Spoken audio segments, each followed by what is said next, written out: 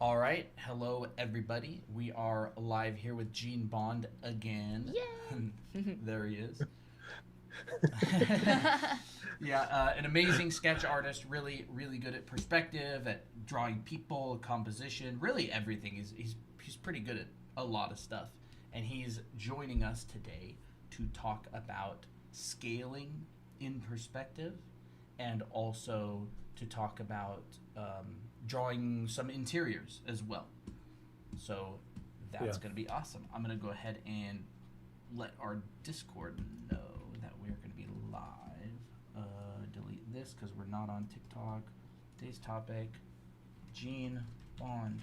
Awesome. Fawn is here and Dolly is here. Lindsay's here. Perspective, scaling, and interiors. There we go. I don't have my chat. There it is. Hey, Fawn, Dahlia, Lindsay. Awesome. Well, Okay. Yeah. So hello everybody. Again, like we need this like reference cheat sheet. Do you have? I forget again. yes, I do.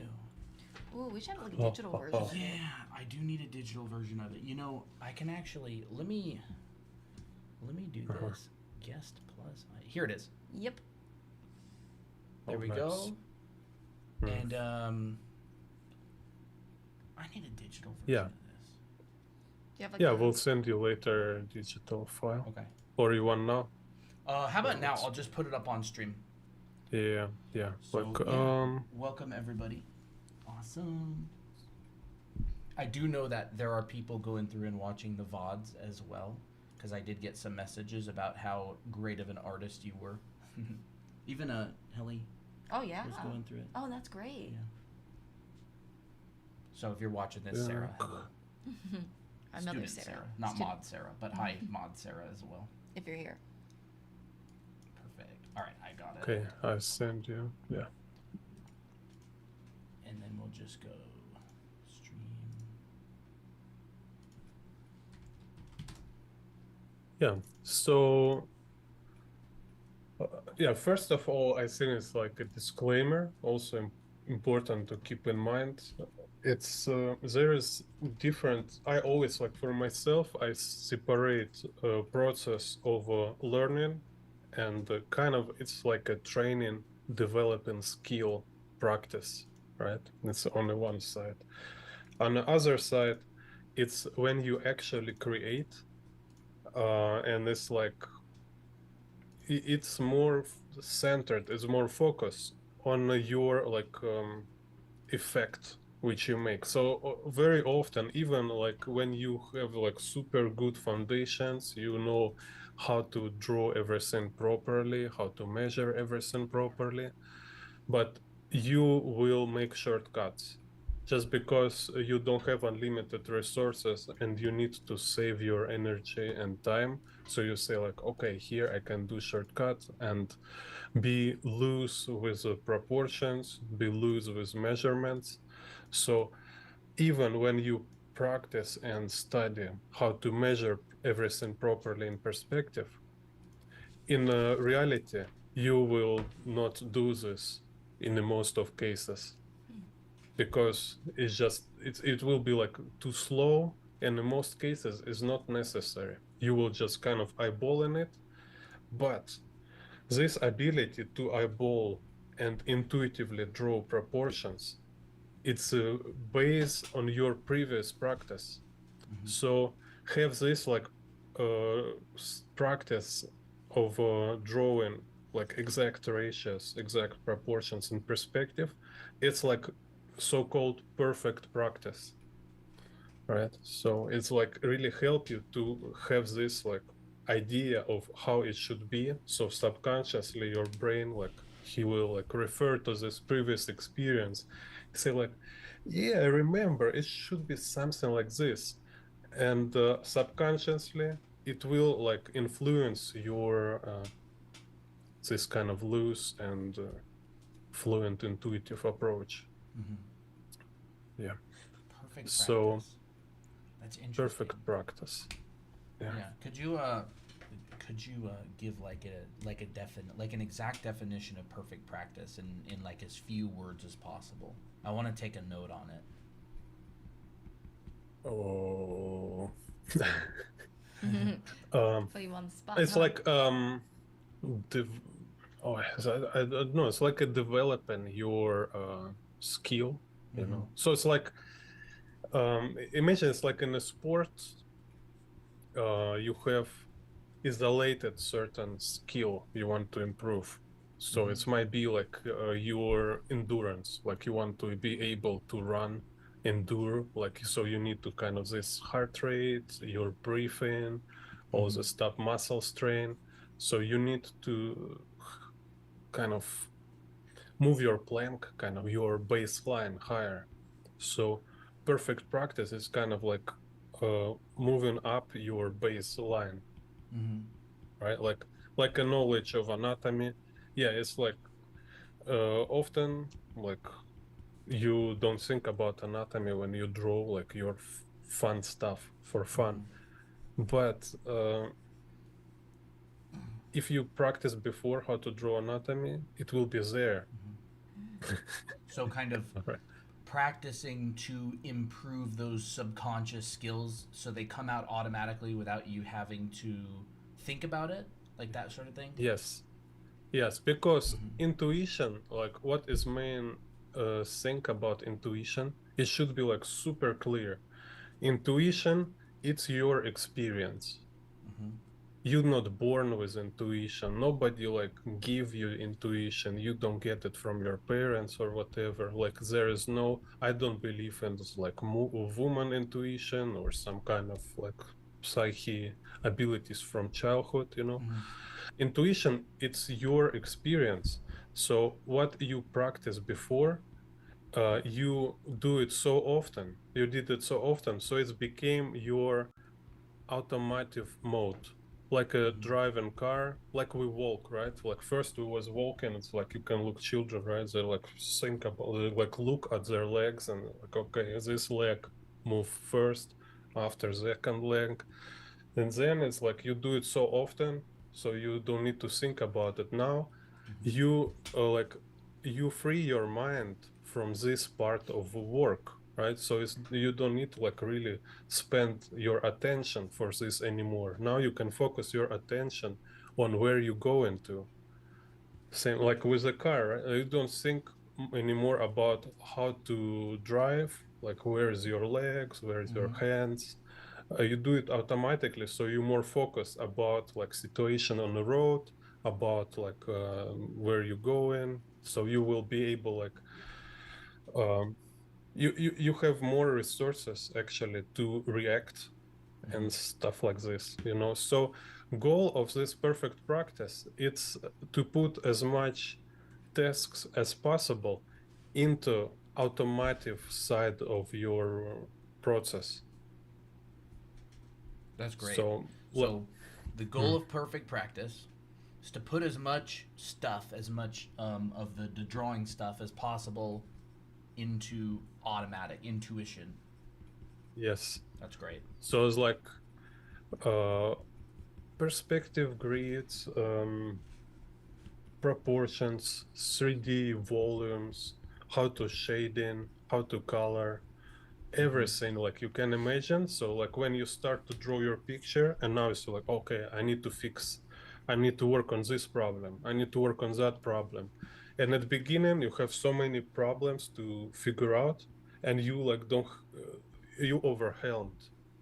So more you have experience and previous practice with each of this subject, so like you put them into something like you already done it so often, you already don't need to worry about proportions, so it's like you done it naturally kind of.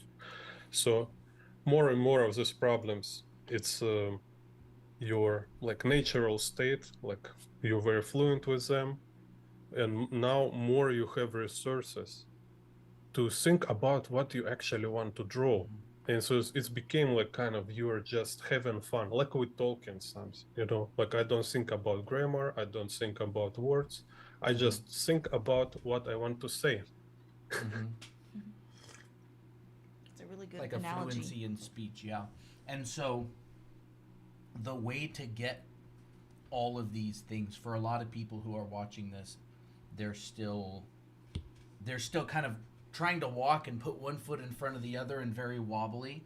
So the way to get from there to intuitive is through volume. Just doing a bunch of it and doing it correctly, like putting in those reps, like lifting the weights. Good form.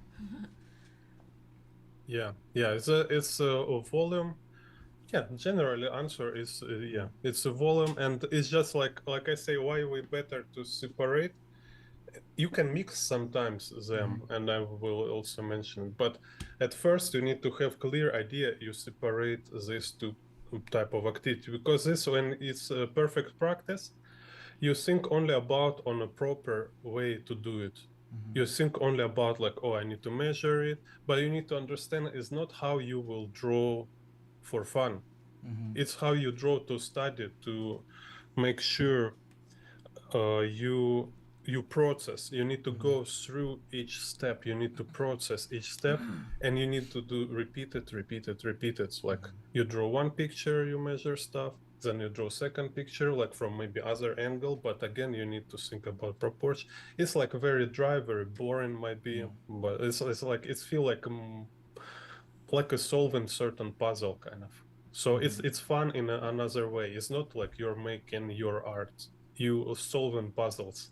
Yeah, that's a like really that. interesting way to Solving put it. So Yeah. your own personal artwork for fun, practicing and doing homework and doing that kind of dry, boring stuff. You like to think about it like solving a puzzle in a way, like Yeah. almost like a mental exercise or a challenge that's based on I like a puzzle. Yeah, Yeah. that's interesting.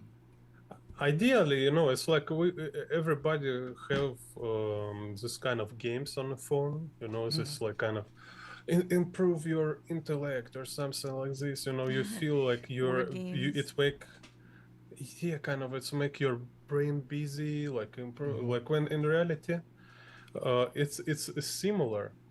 You can make some picture. You can like, oh, here is human, here is vehicle, like you put some guy on the roof of a vehicle. It's also Yeah. fun. So ideally it should feels like this kind of mobile game on the phone. So I literally telling about this all the time. You just have some paper with you anywhere, like you don't need like Moleskine, just any kind of paper on which you can draw, like in the metro or when you're waiting in the line. Just take it out and you have like practice perspective grids or practice this ratio, for example. It don't need to be like drawing for exhibition. You just need to go through steps. You need to like recall all this sequence, like do, and more often you do it, and especially when you do it in the different situations, it's even better because your brain will like say like, oh, it's really important information. So I think it's really worth to keep it in my long memory. So difference, what is it's called in the science, it's called default mode. Default So mode. this automatic default mode there is book about like this called like how I think it's like think fast and think slow. Is talking about this two type of brain we have, two type of mind. One is when you work with short memory, it's like operative processing, like when you're like in the real time, you making this thinking process like, okay, I need to do this, I need to do that. So this mode very slow because it's like it's linear. You think like, okay, I need to do this, I need to do this. Your process verbally kind of consciously all information in your head. And second mode, it's called default mode. So is this automatic mode, which actually is our intuition, in which is actually, like how everybody talking about this default mode making decisions. So when you make decision in your default mode, you convince yourself like you choose like Yeah. you put some idea why you do this kind of, you know. So that's why it's super interesting and very important to train your default mode. So it will be more precise and more advanced. Really, that's So why like we're. Mhm. yeah. Oh, sorry. So, Fawn, your No. question in the chat. So it's repetition after repetition until your body knows instead of your brain. Yeah, I think that's along the lines of what he's saying. Yeah. So it's like, but the repetition, you're doing it slowly, you're doing it carefully, you're measuring, you're double checking. It's like you're solving a math problem almost, right? It's like you got to find that right answer. So when you do it enough, you find the right answer without having to slowly go through it methodically, or you get at least like close enough to the right answer that it's fine. Like you mentioned in the past, like it's okay to make perspective mistakes, but you can like control your mistakes. You like decide kind of which, where you allow yourself to be like less accurate and where you want to be more accurate, because you have like these limited resources in your brain where you know, and you want to focus on kind of like that higher level stuff. Yeah, it's also like Yeah. the way how I practice anatomy Yeah. is like I just take it really slow, one step at a time, Yeah. and then when I really want to memorize, I color code and label. Like Yeah. that's like my way of slowly learning and memorizing to the Mhm. point where Yeah. you can do it without doing that all the time Yeah. So it's like it's not just repetition, like done blindly. done in like a messy, not in like a messy way where you don't know what's happening. It's like repetition in a way where even if you don't find the right answer, you're doing your best to find it, and you're learning from each experience and going, why isn't this the right size? And that's why like professional critiques are so good. Like, because you may have no idea why or where you went wrong. They point it out, and it could save you a month of struggle without Trial a and teacher. error. Yeah. Like it's, I mean, Gene does teaching too. You know, contact him if you're interested in Yeah. purchasing a mentorship with him as well. Very Yeah. very good stuff. You know, that's really interesting. I really like that. Yeah, so and it's kind of, you see, it's complicated. So like when we talk about perspective or proportions in perspective, right? It's like very isolated topic. It's like you're talking about like make your biceps bigger, kind of, right? Yeah. Or so you go and you just work on a it doesn't make you stronger. And especially it doesn't make you like better fighter. If you want to be like, okay, I want to go to like MMA and I start from making my biceps, kind of, right? Yeah, you can't say it's a wrong idea, but it's just like you talking only one kind of two very narrow subject. So like you mentioned, practice of having this like feedback loop, kind of, right? Like when you practice on actually make actual work, like a project or your illustration, your kind of creative project. Yeah, it's another kind of perfect practice, let's say, right? Yeah. So you learn how to apply these different techniques. So it's like in one thing, like you learn how it works, then you practice, you learn how you can apply it in actual work, because also it's like it's different sequence, kind of, right? So it's like Yeah. you need to really deal with your like ability how to like place figures, then it should serve certain goal, then it should be like good enough for you. So it's also it's like this one is go somewhere in between creative and dry practice, some this kind of middle point, right? So for me, I just also say it's important just to have this distinction, so you can say like what is like purpose and what is more important. So when I make like only dry study, I don't care like how it looks.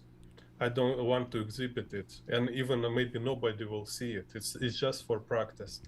But then it can be in between, when I want to do this practice also look like actual illustration. And then still, like, I tell myself, like, yeah, first of all, I just practice perspective and proportions. But I wanted to be more close to actual illustration, so it will give me this feeling of doing like complex work. Um,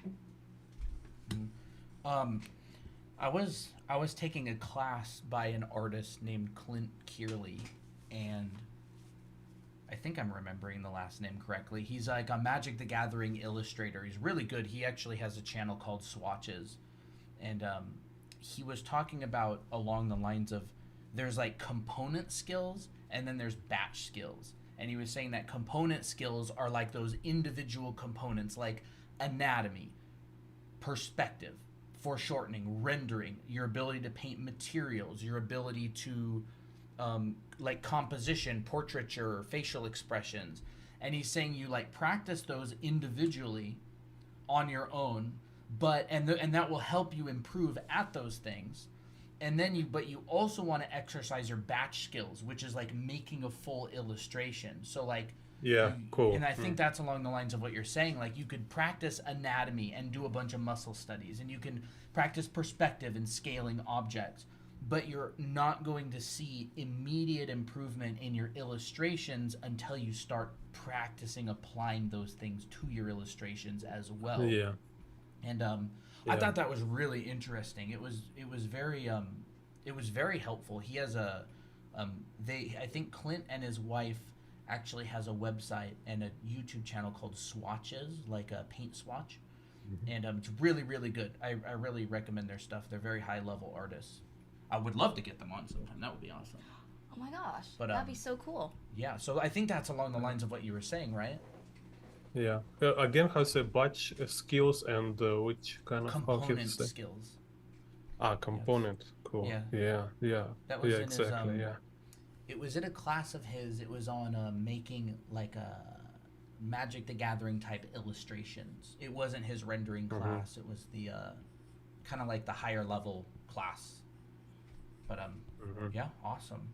That's really Yeah. good. That's really good. Yeah, it's like yeah, you learn like because you need as artist you need to understand like where is the problem, like what do you want to improve, like what make your work not good enough, like Mhm. something like dragging you back kind of, right? Mhm. So it's like, oh, and it's like if you have like train also this good analysis, you can say like, okay, it's exactly this mistake, Mhm. and you in a day or it can be take like couple days, you know, sometimes you can Yeah. really improve with this just one small problem and it fix a lot of trouble in your Yeah. work. Yeah. One Yeah. thing, having mentored a whole bunch of students, one thing that I've noticed is that a lot of the time there's sort of there's kind of like two kinds of students a lot of the time. The first kind of student, they are very they're more focused on the technical side. Like they are very technical. They like to use rulers. They like to be very focused. But they're like afraid of the creative side. They're like kind of afraid to, it's almost like Mhm. they draw a bunch of boxes, but they're afraid of rotating the box off 90 degrees, or they're afraid of like starting to round off the corners, or they're afraid of drawing like animals and just sketching. And then there's the other kind where they love drawing the creative stuff. They love drawing animals and environments and characters, but they're really afraid of the technical side. And so they've never really gone in and really learned perspective or rendering or lighting or composition. And so it's been very interesting teaching, because you get a student, and a lot of the time when a student like that signs up, you just give them the assignments to help them overcome that weakness. And then they, because a lot of the time, like, they're already like pretty good at drawing, they're just kind of afraid, and so you have to give them a little Yeah. push. Yeah, first I think it's a great at least at first to realize you one of this type, right? Because like when I had this like because I working on my comic book, like want to do some comic book, and I did this experiments and stuff, and I just noticed like I tell myself like I seen a lot of artists who have like very good skills, but they go inside comic books from this like very technical kind of dry direction, and I look their comic books, they look very boring kind of, they're like over in kind of left hemisphere kind of style, you know. There's no like this live and fresh drive energy kind of. Mhm. There's just like, yeah, it's a good picture. Yeah, here is a human, here is the environment. Like, okay, it feels like this, just like, yeah, dude, you can draw, but I don't feel it, kind of, right? So, and I was still like, I really like, oh, I don't want it to be like that. So it's like I find myself in this scale of like being over technical, and I say like, yeah, I remember myself in the childhood. I want to be like this. I want to be this kind of guy who just draw for fun. And then that's why I was kind of find this concept about this default mode, automotive mode, Mhm. and that's why I choose to do this. Like I showed before, this sketchbooks. Like when I was purposefully, I start to draw comic books. Just like I don't care like how it looks, like correct, not correct. I just want it to be crazy and fun. So it should be just like guys like jumping, screaming, explosions, some like firing each others. Just like uh, first of all, it should be just great time for me, right? And it great time. And then I try like each next page, each next drawing, I try to be it more n- not only great time for me, but also looking good. Mm. So it will be also great time to watch it, right? Yeah. So you mean like just get started and whatever you draw even if it looks bad. But then as you continue drawing, you're trying to make like incremental improvements and make it look better, like that sort of thing. uh, no, anyway, like a main goal is like two goals. Like one goal is have a good time, like make sure like from this drawing Mm-hmm. I enjoy this process and Mm. it's really like fluent. I'm in a zone and I draw what I really want to draw Mm-hmm. without like I'm not starting from point like I want it to be correct. Okay. Like I want it to like somebody look at my work and say like, this is a good drawing, you know, Yeah. like, oh, yours choose a very good subject, or like, oh, proportions is correct. I like your anatomy, you know. I say like, no, I don't care how it might look from correct point. I just want to make sure it's just interesting to draw, and I really enjoy process of drawing this. Mm-hmm. And second, kind of like it's little next, but it's like also priority, but on a second step. It's also should be something I like to look at after. So Okay. when it's a finish, right, it's also one of like second level requirement for my this kind of work. Mm-hmm. Yeah, it also should be look good, because if it don't look good afterwards, it's kind of little not good experience for me. Like if it look also good in the end, my brain will be better memorize this experience. He'll say like, yeah, it was great experience. I like you what you did, because your brain he kind of love when you successful. So it's kind of like it's just rules in this game. Mm-hmm.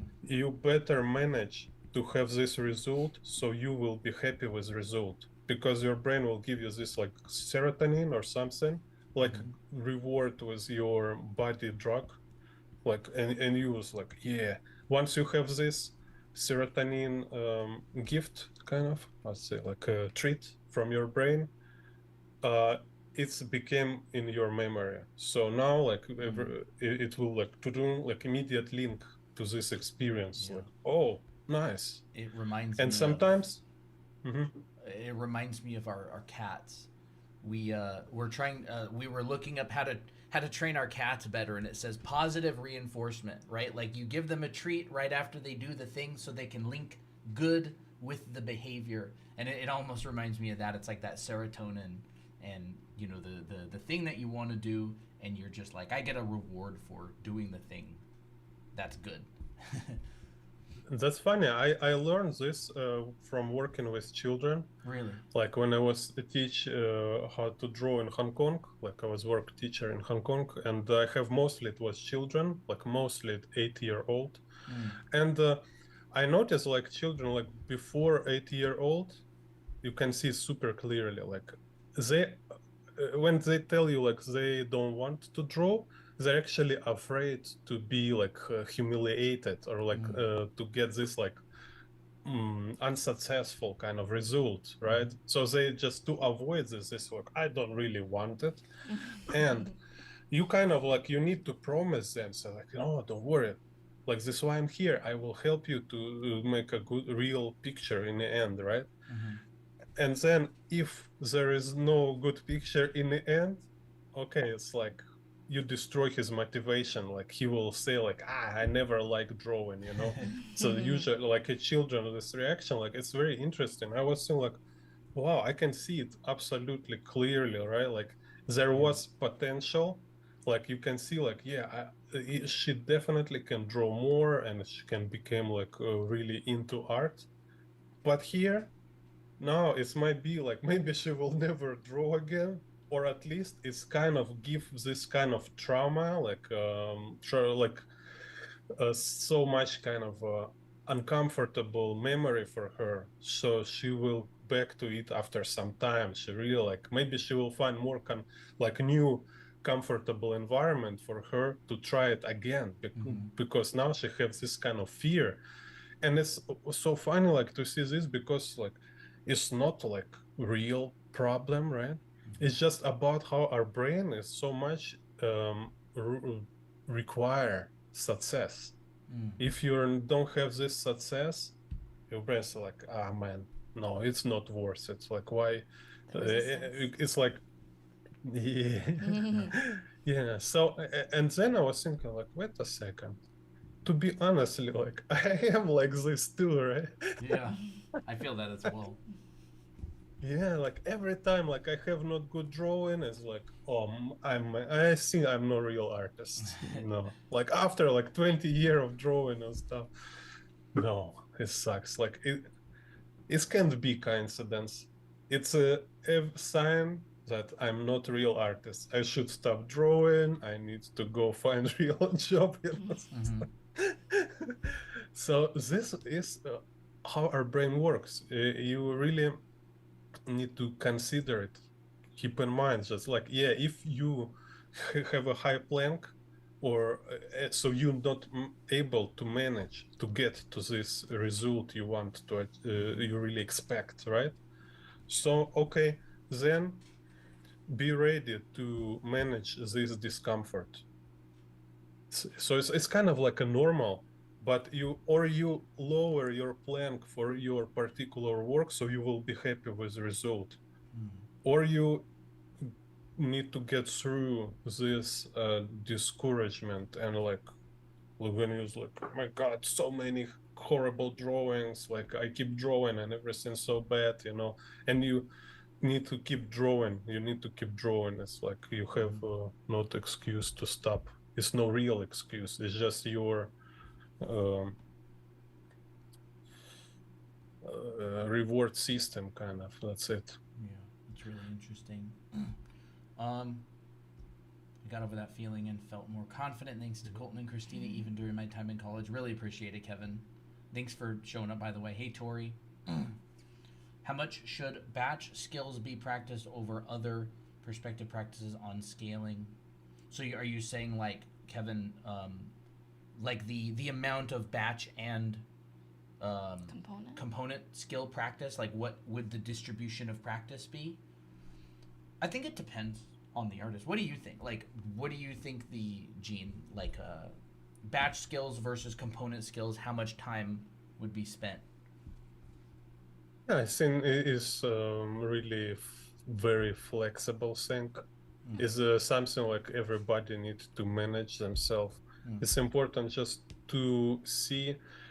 It's kind of like you will always have all these like aspects you need to work on. Like your coloring will be always not perfect. your anatomy will be always something to improve. Like everything you can imagine in art, you will see there is a lot of work to make, right? So if you will try to fix all your issues with all these kind of compound skills, you will never manage it. It's kind of endless. It's take forever to be. You cannot be perfect, right? So it's up to you how you manage, on which, where will be your balance, and it's help uh, if to first of all to have this process of actually make work. So you always need to have production when you actually create some works. Like you make some project, you draw pictures for a certain project. So you will have project finished at certain point. It should be this kind of. If you don't have this, it's like you're detached from real life. You kind of you can be trapped in this chasing of some kind of level in art. It's like what kind of level? You want to be good artist? It's not such thing as a good artist. It's always about specific, like you what kind of job you do. Like who cares like what kind of artist you are? It's like, oh, I wanted to be good person, kind of.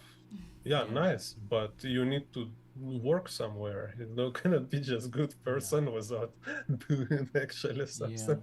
And I also imagine that the specific component skills that you study are very dependent on what job you do want. Like if you just want to draw cars, you probably don't need to learn animal anatomy that much. Like Scott Robertson, I imagine he probably doesn't spend a lot of time drawing dragons. Like it's probably just not something he does very much. He draws cars. And hard surface You know, things. Terrell Whitlatch, she probably doesn't spend a lot of time drawing cars. You know, she's like the mother of animal anatomy. And so it just depends on your goals as well. Yeah, Like yeah, what do you yeah. want to do? So yeah, maybe like Alex Rodriguez say, yeah, maybe you can say if like actually for artists, it's a batch skill maybe should be a priority. It's just like if we talk about like how much, okay, like first of all, I think like when you talk about like how much, yeah, your batch skills and your just your like flow state creative process should be majority because it's really important. And but it doesn't mean that when you work on a specific skills, it's like one drawing in a year, right? For actually, it's like it's a lot of drawings still, because you draw them also like as often as you can, like in a train, in a shower, in the airplane. We draw on the window of the shower Yeah. with the water. We'll be like, oh, can yeah, you, like, yeah, can you pers- draw a spray bottle from memory? Yeah, we were trying to draw So things diver- from memory in the shower on the window. Yeah. Oh, it's cool, like a live stream, like from a shower. Yeah. That's funny. I'm actually curious. I don't know if you know, how many hours a day on average would you say you draw? Oh yeah, that's a good question. Yes, it's hard if I have like a stable regime, it will be easier to answer. But yeah, if I have work, like I mean, if I work on a project, Yeah. like 10 hour at least for sure. Wow. Yeah, for Yeah. sure. Yeah. But remember, like when it's no project, sometimes 10 hours, sometimes 3 hour. Definitely always draw, because you know sometimes also like you have a lot of stuff need to do, and it's like, oh my god, okay, now maybe today I will spend all my time to like fixing my YouTube, Yeah. fixing other things, and I need to go like a government something, and I need Yeah. to send mail. It's a lot of real life stuff is Adult always responsibilities. Yep. yeah. Some of y'all in the chat are lucky. Not a whole lot of adulting yet. Say, I don't know how to say. Savor that time. Savor it. Utilize it. I remember I used to watch those guys, the Level Up channel, when I was in high school, and they had this practice sheet. It was actually really useful. It was like a little there's like a little page, and there was a timeline, and it was a week. It was like a practice schedule for a week, and there were all these little squares, and they were all different like practices. Like one of them was like 1 hour of anatomy studies, another one was like perspective, learning perspective, and there would be all these little slots every single day, and it said I will practice at least 5 hours per day. And then Monday they took those little pieces and they put them in the little slots so they could kind of like build their own schedule. And man, that thing just saved me in high school. It was so useful because I was like, okay, Monday I'm gonna draw at least 5 hours, and I'm gonna do this and that and that. And it's like, or you could do like gesture drawing or figure drawing or portrait studies or movie studies, composition studies. And if you're actually if you are interested in us building something like that, like a template that you guys can use to like schedule and to practice, I would be more than happy to put something together. Because when I was in high school, that saved me because I didn't know what to practice and what to draw. And so yeah, that would be interesting. Maybe we could even include like some resources, like if you're learning perspective, go Gene Bond's channel. If you're learning painting, idea. there's color and light, and there's movie studies, and there's Assignments, specific that could be assignments. I interesting. think that's a great idea.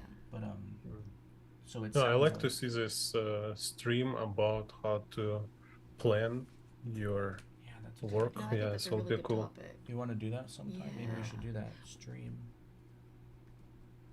I just realized we also have, I think, one or two more watercolors left to do, but we can always do those another time. How to plan what? Like a practice schedule?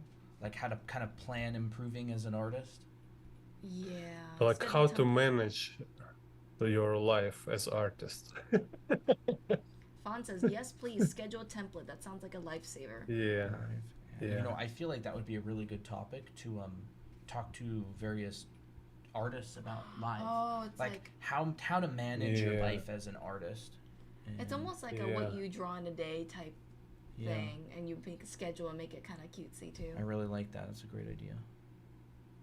Yeah, because like when I see these charts kind of templates from different like artists, I was like, wow, so cool. I need something like that. Every time I try to do it, like after it's like blah, collapse, explode, and again, I just making like notes on the paper, and yeah, that's kind of issue. Somehow like for like I seen some Russia thing, like we don't have future in Russia. So everybody just like, okay, you have a thing, and you just you Russian into one thing. That's it. All you best you can do is just like say, okay, here is my goal. That's funny. around there. Awesome. I Hard do to like plan. that a lot. We're trying to figure out more content for the future of our channel. You know, interesting things to talk about with guests. You I don't know, maybe not you, but like chat, you would be astounded at how difficult it is to come up with things to talk about to really pull out great valuable information of people you talk to live. Like if you interview somebody live, it's really important to have a good list of questions and topics that really pull nutrients to give the viewers. Like, Yeah. make them engaged. Yeah. Engagement and Yeah. interesting topics, and you're like, oh, I never heard that Yeah. before in an interview. It's kind of like that. I really like that. That's awesome. Yeah, Good mindset. that's interesting. Yeah. So Okay. speaking of Yeah. speaking of nutrients, you wanna get Yeah, yeah, started yeah. on the demo? Yeah, let me see where to do it. Talk. Yeah. So There's us. Big G. So big. oh, There it is. All right, we'll just give Oh. you the. There we go. так, there. Okay. Так. But maybe you still can put on this. No, yes, you cannot put this Oh. You want me measurement. to put the reference sheet up? Yeah. Okay. Let's check Creating it out. an existing height reference. There we go. Where do you want me to stick it? Maybe we can stick it up in like this top Yeah, it can right be in the like top left on the- corner. top left. I'm gonna yeah. chat. What I'm gonna do is I'm gonna go ahead and take this height reference chart here, and I'm just gonna chuck it in our Discord server in the Resources. probably live Live demos?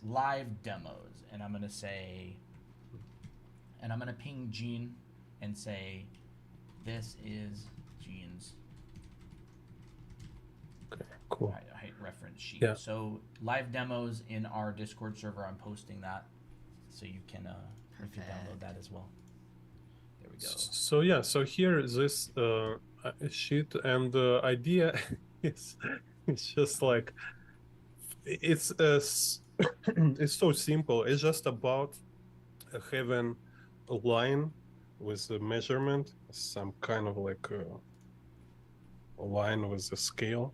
So you create measurement scale, and like in my sheet, it's head is one model, kind of one like core element, kind of, right, is one head, and 8 heads equal 2 meters in my sheet. So Okay. I can have this like in any drawing. I have this like a line, and I say this line is 2 meters, which is consist of 8 pieces, which is stands for a head. So my character can be like same head high. So here we have his head, and then here's like his body, let's say, like this. And so Some kind your of- character's 1.75 meters tall, right? Yeah, so because this 2 meter, it's make you able to have clear measurements. So it's like 2 meter, 175, because like one head is 25 centimeters, right? So So here would will be you- like 150 about his shoulder level. So- Mhm. So would you basically divide the top section into fourths and do like one head down or something? Yeah. Okay, okay. So And it's this will basically be just one head. 1.75. Okay, I meters. got you. Yeah. Just to make Uh, it really clear. So that first line is 2 meters, Mhm. and that's divided into 8 equal sections. You just divide it in half, and then you divide it in half, and then you divide each section in half again, and that gives you Yes, 8. And then that's you, why yeah. That's why I choose 2 meter, because it's easy to like we have like 4 heads. It Yeah. will be 1 meter, right? So and then it's like easy to calculate. So Yeah. it's been it's not about like how scientifically is it like correct or accurate. It's close enough and it's convenient. This Yes. is important. And I like that. I like close enough, because if we get too bogged down with scientific accuracy, then we forget we're drawing, and and we don't get any practice. So a door is 2 meters? The door frame, I believe, is 2 meters. Oh, okay. Yeah, so it's like one. Yeah, head some tall. kind of I mean, standards. there's like inside and outside doors, but generally speaking, yeah, like Yeah. that one. Okay. Yeah, it's like inside apartment doors, kind of 2 meter. Mhm.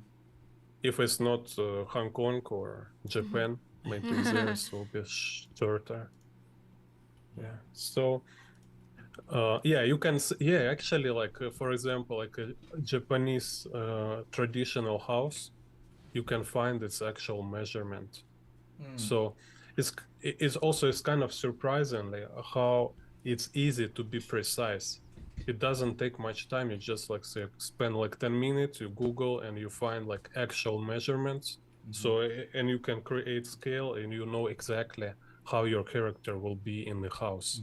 Like will he, like some character will walk normally under through these doors, and some character he will always like hit his head over door frame, you know.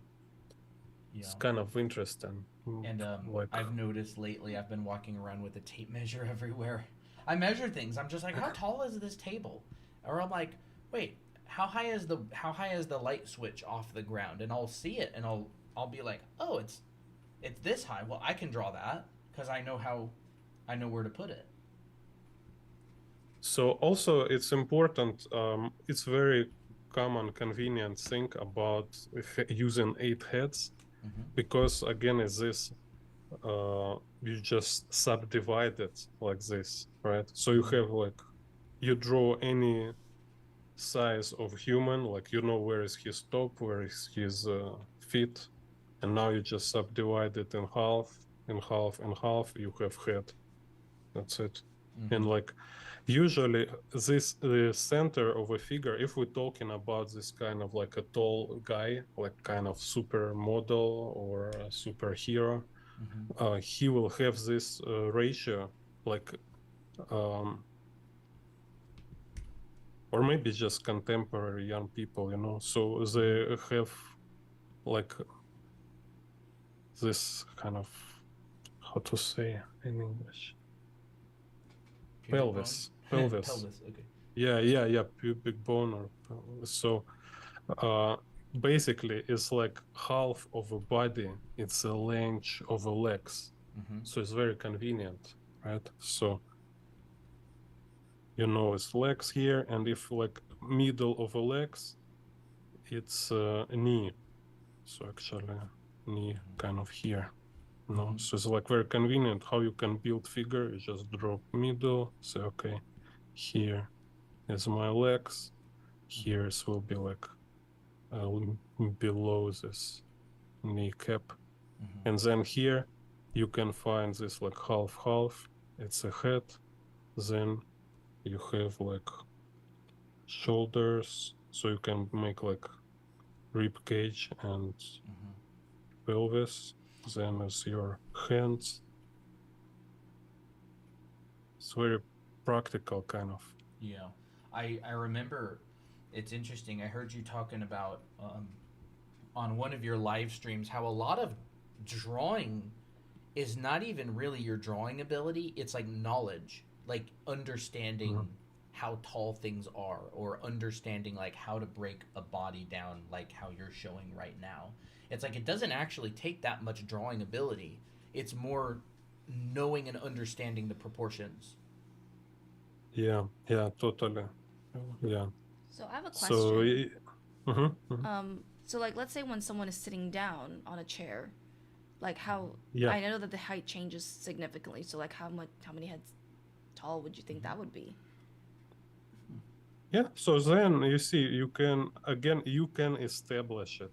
So you can think about it as like you're not actually like want to solve it scientifically, because it will like too out of a point, right? You just establish it. For example, like if we have guy who is 2 meter 8 head, which is like it's really like very close enough. I spent time for this. I think you can make it closer. It's already very close. So a standard chair, like I sit right now on a standard chair, like for a school, like we have this H in a school, right?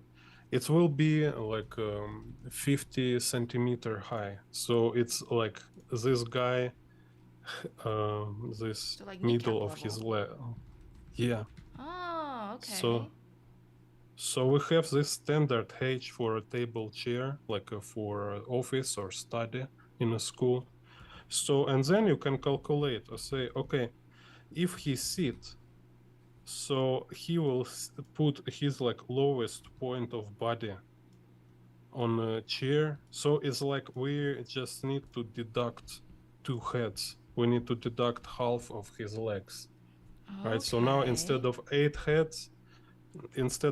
heads, he will be like 6 heads high. So should be about here. Okay. I was kind of testing it out and I got like 5 heads and I'm like, well, maybe that looks okay, but that's interesting. Okay. I imagine the bottom of the pelvis would attach to the seat of the chair. Yeah. And you just add them together. Yeah. Yeah, that Like makes so. sense. So you see, like again, we draw this upper part of a body, right? Like it's very convenient. You just like exclude legs, right?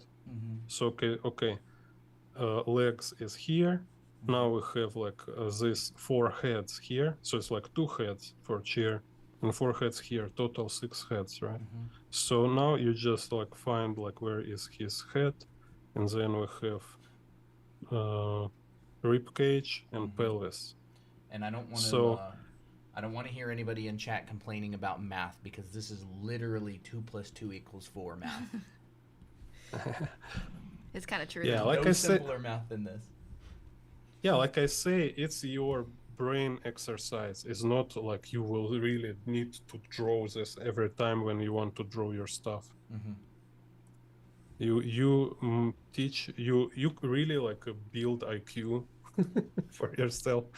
Just help you to be a smart old man, not kind of crazy one later. So, and also like what is important, like I all the time say, it's easy to draw like schematic people in correct proportions. And it's harder when you try to make it some kind of dynamic poses and some like really good, interesting looking characters, right? So trying to make it more cool and more interesting, you will always like little kind of how's this word? You will sacrifice this perfection, you know. So it's like you say, yeah, actually your character like maybe not 6, it can be something like this. So when it should be kind of 6, but because you've been like in the zone, you've been like just drawing for fun, you not absolutely correct here, and nobody will notice it. It's kind of normal. Being like in the Chinese, it's called chabudo. You know, Oh, okay, chabudo. yeah. Yeah, good enough. Or it's kind of like, oh yeah, it's about there. About right. About right. That's interesting. Yeah. You're like, oh, Yeah. Oh my god, it's Chinese. Okay. And you like, All right, that's right. it's interesting. Like when I was talking before about this batch training, like say like it's important to be study when you work to be like a specialist on certain field. So you know, like, yeah, I want to draw dynamic stuff, look very cool, so I can sacrifice correct proportions, for example, right? But also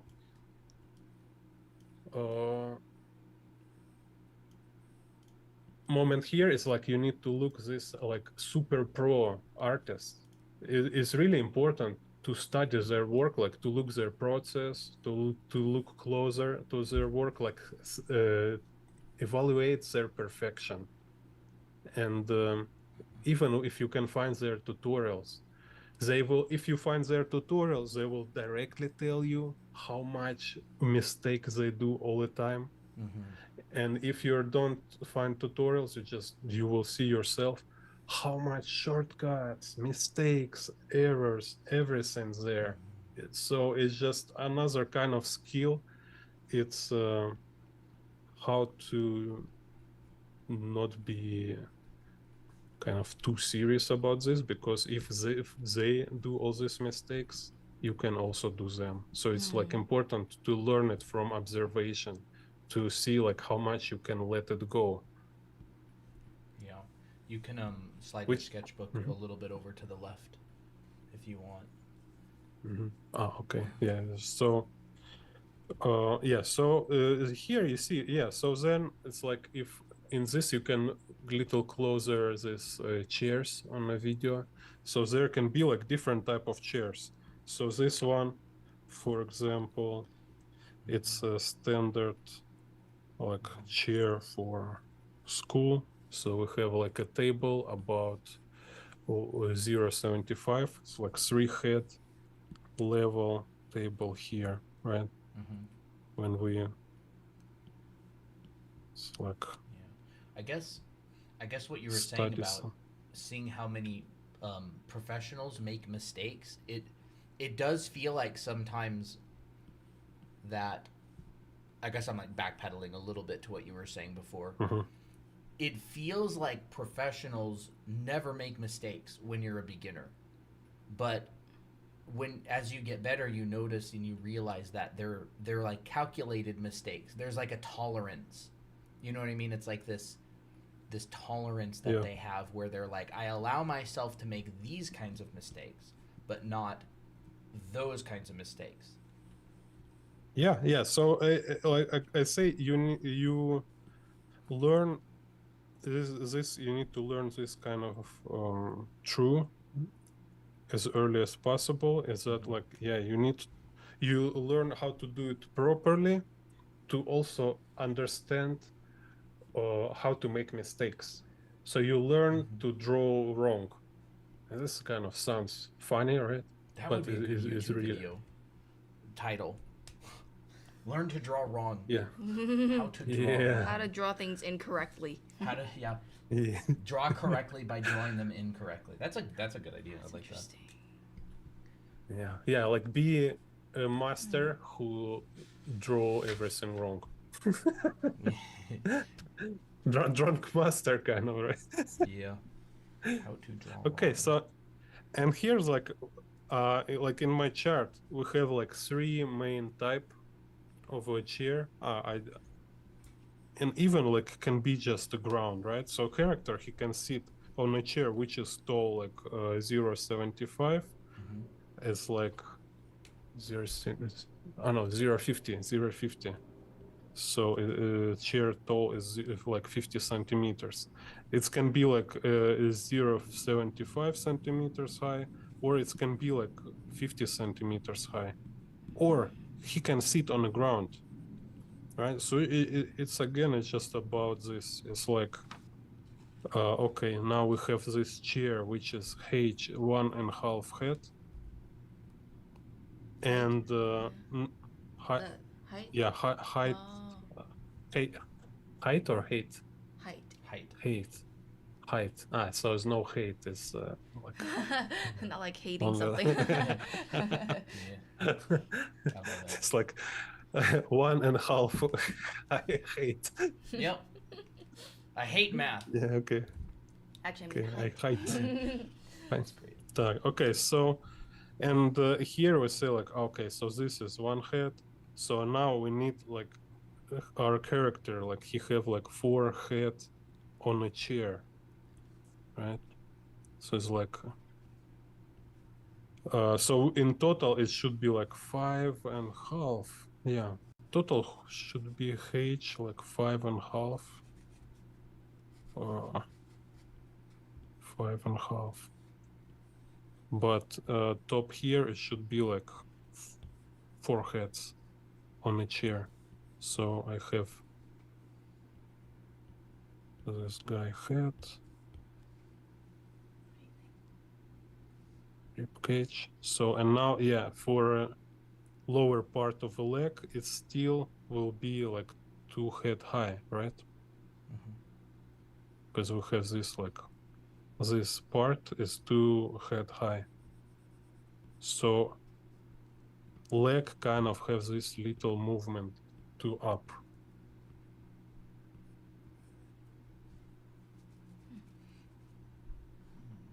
And same here, like we have 1 head on from the ground, then we add 1, 2, 3, 4. So it's like total is 5 head. And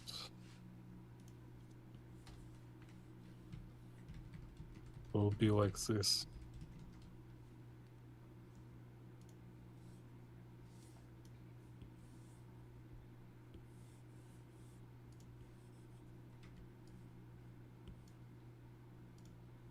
Same like elbows, like you usually elbow is about kind of here between, like in the middle between pelvis and rib cage. So let's say here and here kind of, right? So it's kind of elbow, and this kind of how he can put his hands on his legs. And there, just last example with this sitting stuff, we just put 4 heads on the ground. So now he's just 4 heads high. We totally like exclude legs because he don't standing on them. He sit on his torso. We do have a question. We can probably go Yeah. over it a little bit later, which is how does this math work with figures at angles like from above or below? I think they're talking about foreshortening. Yeah. Or just in different perspectives. Yeah, and perspective and foreshortening and stuff. Yeah. It's always the yeah. hardest part. So yeah, so we'll talk about this. Yeah, so in here, like we have this one, right? So yeah, funny point. It's a kind of actually very easy. It's like if you're drawing right angle in perspective. So here we have this line. You see how I use this kind of line for measure different objects, right? So, and now you can just make this line three-dimensional. So let's say this line should become like an edge of a box. So at first it can be like maybe here will be vanishing point, let's say. At first it can be like a plane like this, right? So I have middle here. So now I have it in the form of a plane, like a one side of a box, which is also convenient. Like when you draw people, you can draw people like, let's say, this like shoulder line, pelvis line, two knees. They also like a line in perspective, right, on this surface. So it can be like your first flat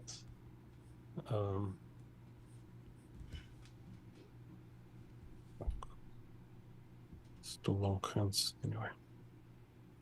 Just a flat figure here. But then when you add third dimension, like here, it will be, let's do like this, like X dimension. So we have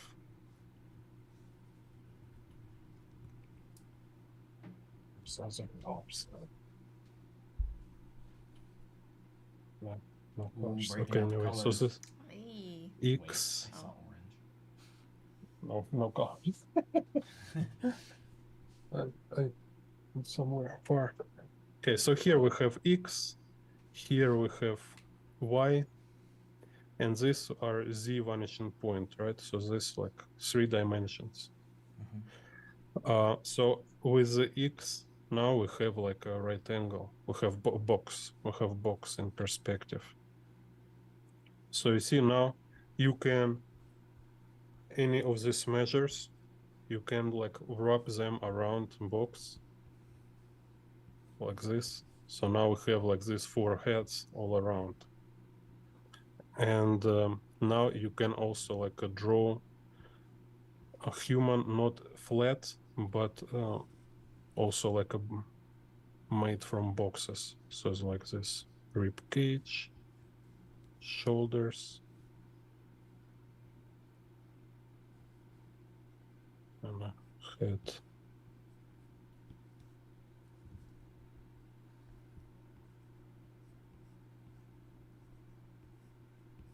Right, so if like this guy, you just add this third dimension, so it make him volumetric. Kind of this. So principle is very simple. It just like depends on a level of realism you want to achieve. If you really like want to make this like curvy figures with all anatomy details, you want to draw like folds on their clothes, all the stuff. Yeah, it's this like very much batch batch skills when you need to have this like pre-training of drawing kind of like body features, like how to draw hands with anatomy, how to draw head from different angles, like head rotation and stuff, how to draw folds, right? So then you can manage to draw them in a different angle. Yeah, so it's But like if you I was just gonna say, so it's basically like if you try to do this and you find that you have a lot of difficulty with it, maybe go back and work on some component skills to improve, like what you were saying, like, you know, the clothing folds or the anatomy or those different parts. And then that way, when you put them all together, you're more familiar with how to do each of those components as you put it in perspective. Yeah, Oh, did yeah. you get a So little bit of ink on your desk? it's so funny. So that's it. No, now if talk about perspective, you just put this scale in the form of a box in any perspective grid you want. So let's say here we have one. I will do some kind of like 2-point perspective. This is kind of very standard. So here will be Z, here's X vanishing point, and the vertical Y axis like this, right? So this 2-point perspective grid. And then question was about like a down shot, right? Like a bird view, something. Security Up and camera down. angle. Up and down. Oh. I guess how to approach it, maybe. So it can be, let's say, like 3-point perspective or without horizon line. Mm-hmm. Let's do without horizon line, just for example. So here's like very typical perspective with horizon line. And then we have like perspective without horizon line, like 3 vanishing point perspective, but without horizon line into frame. It's kind of like Akira manga perspective. It's like drawn or bird view. So have this as Rx axis, and let's do like this will be like Z axis, right? So here, like I say, yeah, it's for me, it's very convenient to establish this scale just as a line, like 2-meter scale. When we have horizon line, I'm establishing it relative to horizon line. So it's like I need to establish what is the height of a camera. It's not only about height of all people inside drawing, it's also now about height of a viewer. So as you know, horizon line, it's our eye level. So I need to show, okay, like how is this horizon line on which height this horizon line will intersect this scale. So if it will intersect it like in the middle, so it will be like 1 meter h, right? The height. So if it will height, yeah, height. That's all good. I don't want to like. I don't want to keep correcting you or anything. No, good. Yeah, it's like, yeah, I want to be clear. So if it's like we have this ratio, like 3 and 1, right? It is very convenient, you know, when you just say, okay, I have this like 1/3, 1/4, right? Like f3 and 1/4. So this will be like half meter, like 50 centimeter, right? So, or 2 heads. But first is about like this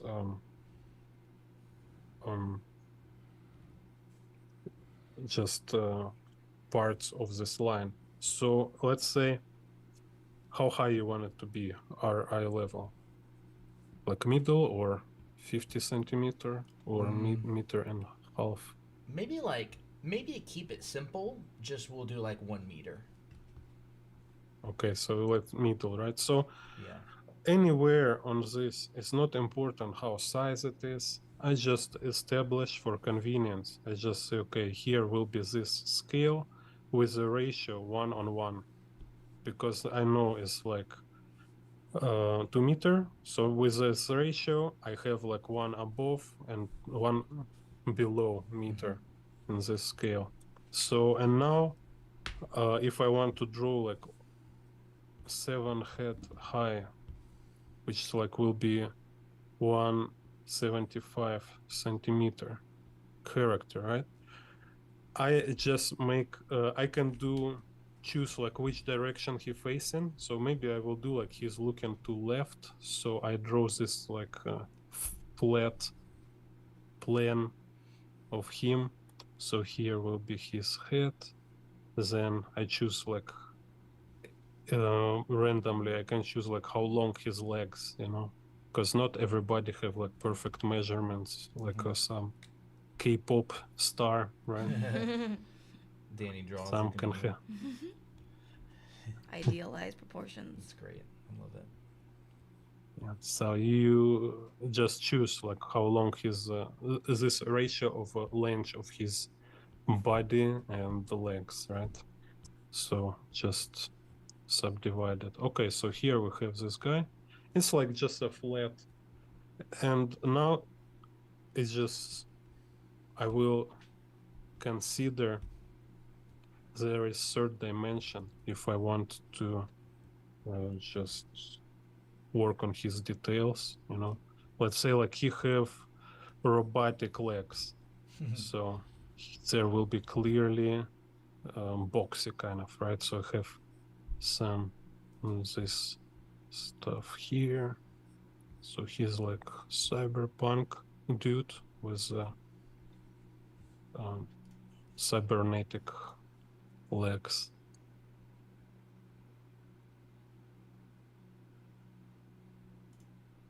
And oh, maybe he is like have this combat gear with the max.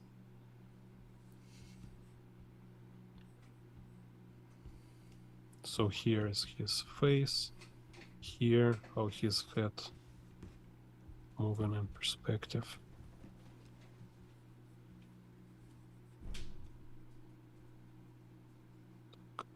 Anyway, so that's him.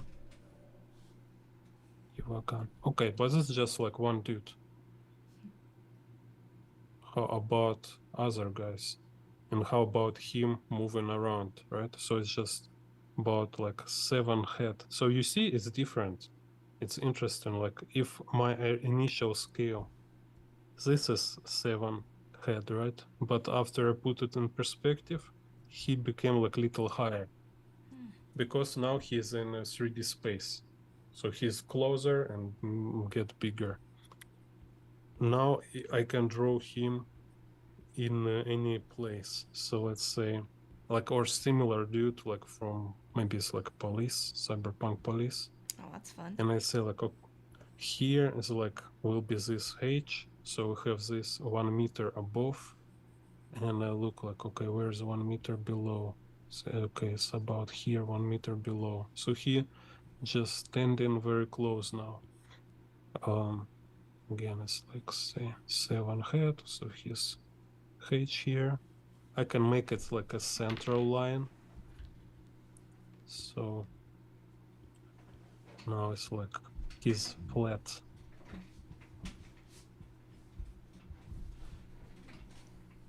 Sorry. See, like important is this like line of a pelvis, line symmetry of a rib cage, symmetry of a knees, and where's his foot standing, kind of this, and elbows.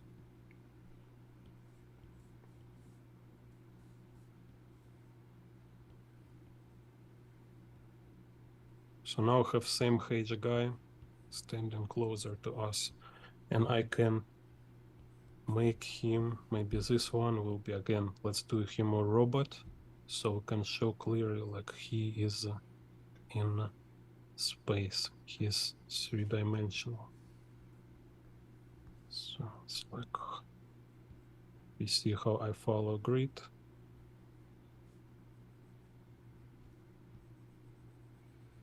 So this, what you're doing right now, would be a fantastic exercise for anybody here who wants to get better at that component skill of scaling people in perspective. Obviously, this component skill is a little bit of a batch skill because you're doing human proportion and perspective and scaling and that sort of stuff at the same time. It's relatively Yeah. difficult to practice a component skill on its own without any other skills. Like even if you're studying anatomy, you're still drawing in 3D, like volume and stuff. But Yeah, yeah. this is a great exercise, so I would recommend following along. I'm following along. Yeah. Oh, cool.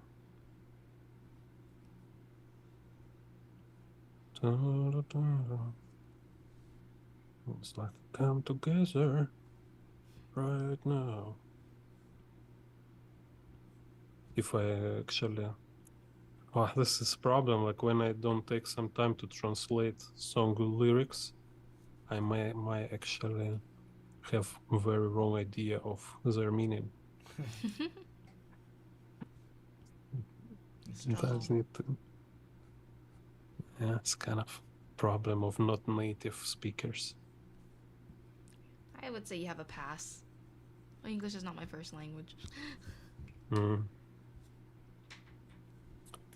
Yeah, I mean, it's not like personal issue with that, but just like sometimes you think people understand what you mean, but Yeah. they think totally others. Yeah. So it's like, what the hell are you talking about? Like, I never expect you will say something like that, and you actually don't mean it. It's just you being like this like language. We're ignorant of How's words. It's funny. no? There's some like idioms or some stuff like you don't know. You're talking about some very like popular meme, like idiom form. You speak in literary without making any link, but you do it like kind of unintentionally. You make a link, and people think you implying kind of something. No, because you make people believe like your English actually very good and you know context, but then you say something super stupid and they don't understand. It's like what some like. It's like, I thought we knew the same language. Yeah. Well, Christina's family, they'll speak in Chinese around me and they'll think that I understand it because I don't react to it. I kind of just sit there and they'll start talking to me in Chinese and I have no idea what they're saying and they say, "Oh, I forgot. He doesn't speak Chinese. He looks like he understands it." It's very funny. Yes, so and then let's took these guys here, right? So we can say, oh, how about if guy sit on this kind of chair, and so it's just about we have 6 head, and now you see this 6 head, they should be relative to this default scale, because we know default scale is like a drop line. Default scale have a ratio, this 1:1 and this 2 meter, 8 head 2 meter. So when I draw guy which is total, here H is 6 head, so I need to deduct from this scale. I deduct this 2 heads, so now I have 6 heads here, like 1.5 meters, right? Yeah, 1.5 meters. And I say, okay, this is H of guy sitting in a chair. And if I want this scale here, let's say again, I can actually do like this. I can say here will be like this 6 head H.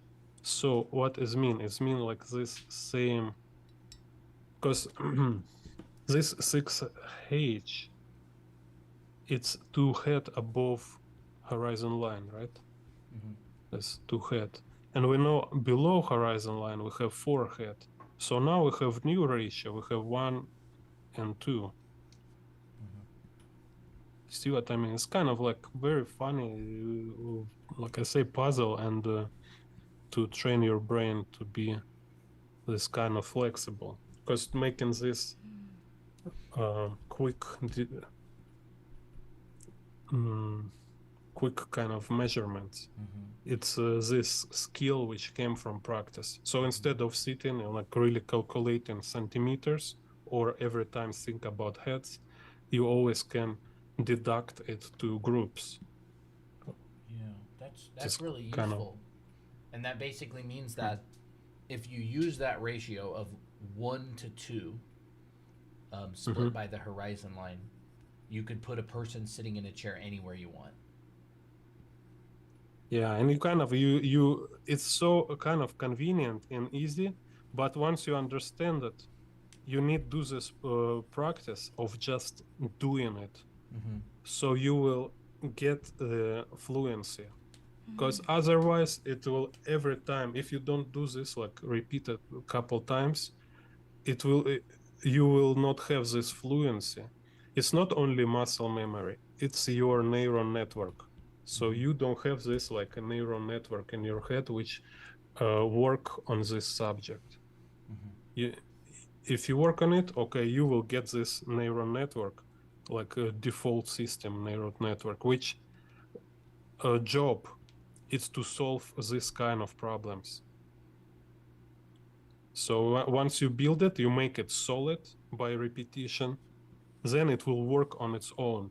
You just kind of like, when you have this task, your brain is like, oh, okay, like, and this like part of your brain will automatically on and calculate like on this. So here is like, you know, secret science of art. Like the secret symbol. Yeah. No, I mean, really, like, I think this, you know, can call, like, You mean that 5-point grid symbol? it's, Yeah. it helps so much. So let's say, here we have this robot. So you see, I draw him sit on a chair without drawing chair and without drawing full figure. Because, you see, I always, every time I can deduct this, right? I can say like, oh, okay, here, if this will be 6 head here, so now I make 2 times this one and say like, okay, here, so this is 1 meter, right? Or a half meter. This is half meter.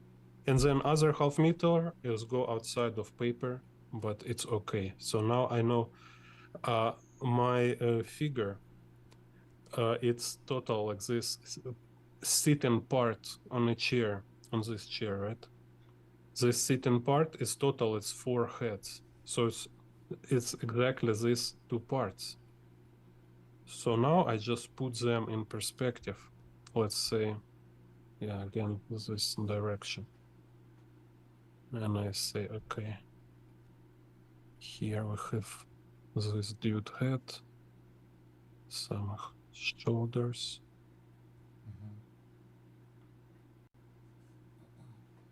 So here, this upper part of guy, right? Like this with the head. And now I have these legs. So I have this vanishing point. You can see these legs go like that. So it looks fantastic. It looks like so cool, dynamic and stuff. But you see how simple geometry it is, right? So you teach your brain how to apply very simple principles. Because, like, you know, this problem, like I always say, it's like, it's not about finding like some super complex techniques. It's about just repeat and get this mileage of applying very simple principles, and everybody avoid it. It's like everybody problem, like we all know it, right? Everybody guilty for this. It's like once you learn this, you say, yeah, cool, and that's it, and you don't practice it. And then you're like, no, yeah, Well, you it's like need it's not sit. just watching it. Yeah. Yeah, like in like see like this like yeah, like we say this kind of like a batch kind of practice example, right? So it's not exactly illustration because I don't have any story kind of, I don't have any idea here, right? But some kind of simulation of case when I will need in my illustration, I will need to draw group of people, for example, right? Somebody sit, somebody stay, somebody close, somebody far. uh, and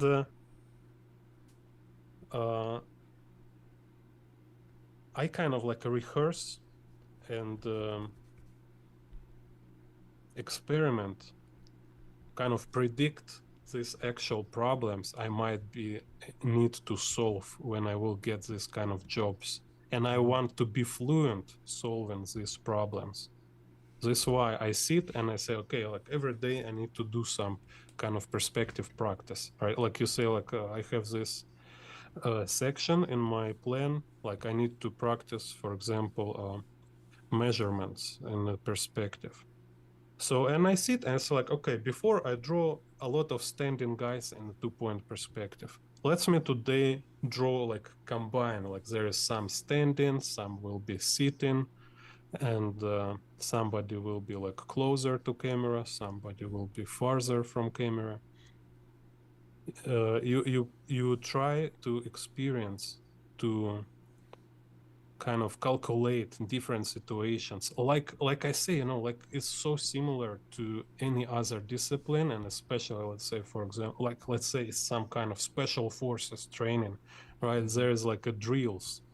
So yeah, there is a drill just like how to dry shoot, like you have your weapon in the holster, so there's like say like, oh, sound on the left or something like this, and you need to turn, you need to stand in the shooting position, you need to shoot, like stuff like this, or you need to drop on the ground to pull out your gun and shoot. So you kind of simulate actual situations, and is still kind of isolative practice because you don't have like actual like somebody who will pretend to be enemy or moving objects. You are playing them in your mind, right? So it can be like different level of realism, different level of close to this real case. So same like here, I pretend like, what if I have illustration with many figures, let's sit on the chairs and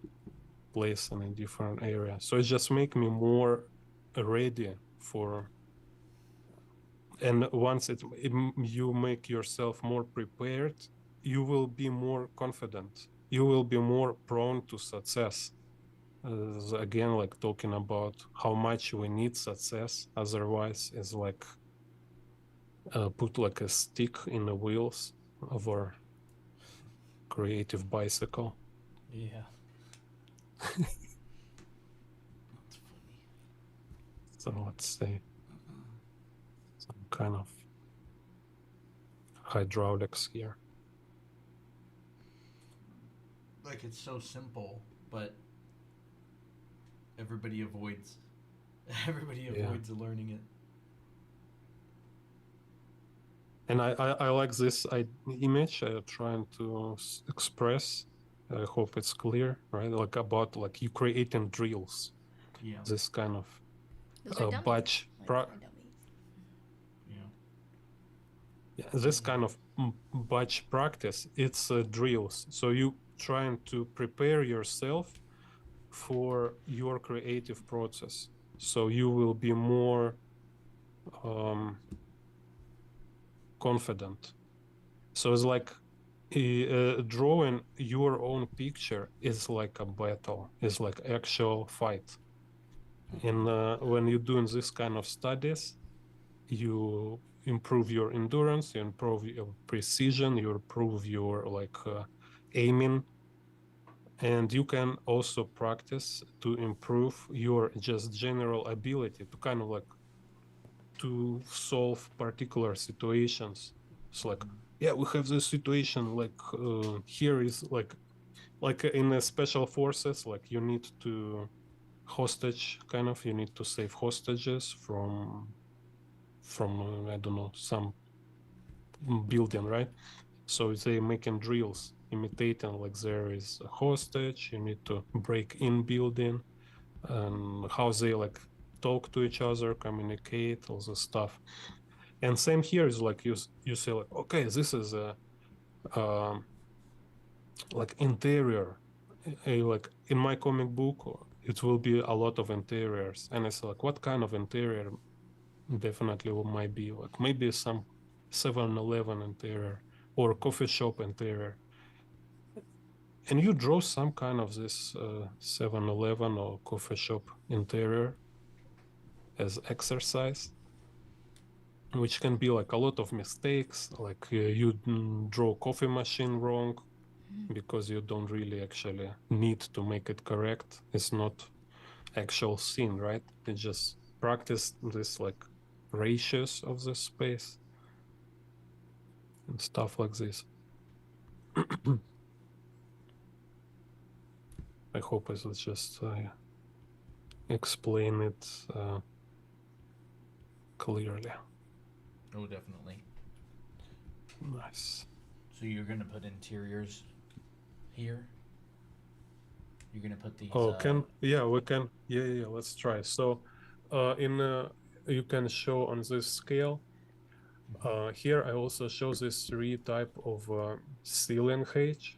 So it can be like 5 meters. Like in my house I live in, we have a lobby. I think it looks like about Oh, I 5-meter height. It's super high. Wow. Then is like 7-Eleven. It's about like 3-meter high. Some kind of like this kind of store, retail store, right? Office maybe 2.5. So here we say like, okay, maybe it's like 7-Eleven, like as we talk, right? So here is our scale for 2 meters, right? Yeah. So it means like half of this scale is 1 meter. So if I want to add like 3rd meter, so I just add one more half of this scale. That's it. So now, once I have scale which is have ratio 1 and 2, and I say it's like my 3 meter, right? So now I can like maybe go this far, or let's say this far, right? So I have this, and I say this is a corner in my interior. So then how we build walls here? We build these walls by drawing this line to this X vanishing point and line to Z vanishing point from this corner, right? So now we have our walls. This simple. That's it. There it So is. this Now they're are- inside. Now they're inside. You drew 1, 2, 3, 4, 5 lines. Matrix. The corners and the edges of the walls. So And now, anytime, look like what magic here, right? Like I make any point, I say, oh, this point, right? And I draw a line, and I say, okay, this line, I make it 2 parts, right? And I make like one of these 2 parts, I make below horizon line, and this is our 3 meter.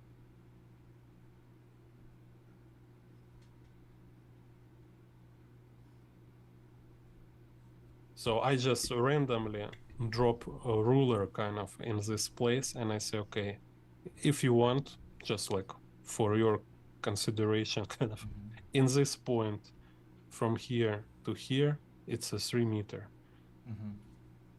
So I want to use it for whatever I need, right? So if I want to draw table here or chair, so like let's say like 7-Eleven table is like 2.5 head.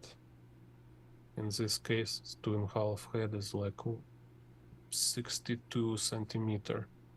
So if I want here place table, so it will be like this part. It's 1 meter or 1 meter. It's 4 heads. Yeah, Mhm. so 4 heads and 2.5. So I have 2.5 here. So this will be like one edge, one side of a table, which is like h is 62 centimeter. Let's say like this.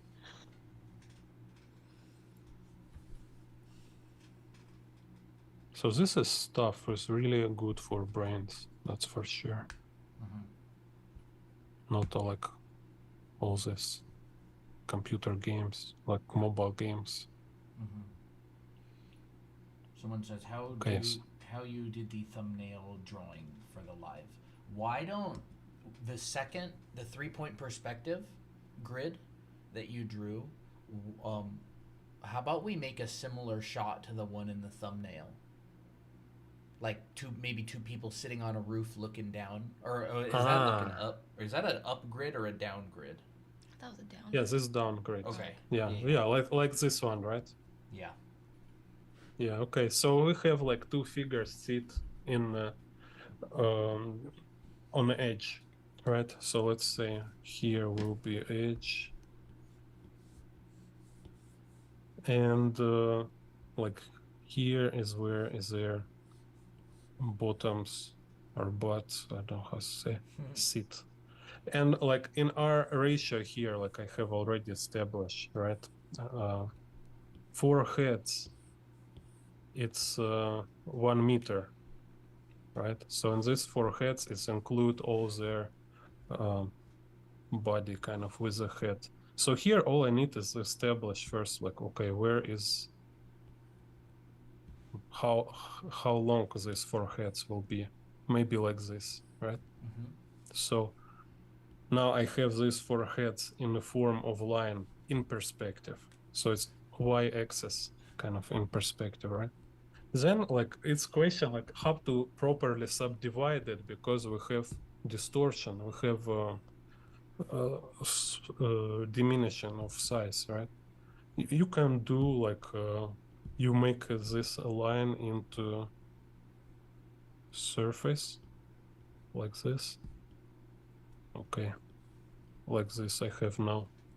It's as a surface, right? And so here it's forehead 1 meter, and here is 1 meter. It's like one plane.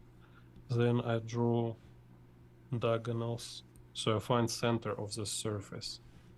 So now I see, okay, this will be 2 head, so it's like half meter here. And same again, I like draw like this, and I have here is like 0 25 centimeter, and same here. So you see how slow it is. So that's what I mean. There's think about do it properly, and then we just say like whatever chabudo, I just make it close enough. Mm-hmm. So 75 kind of, right? Whatever. So here we have this like 4 heads scale in perspective and etc. So we have this edge. So now I can say this can be like 2 people.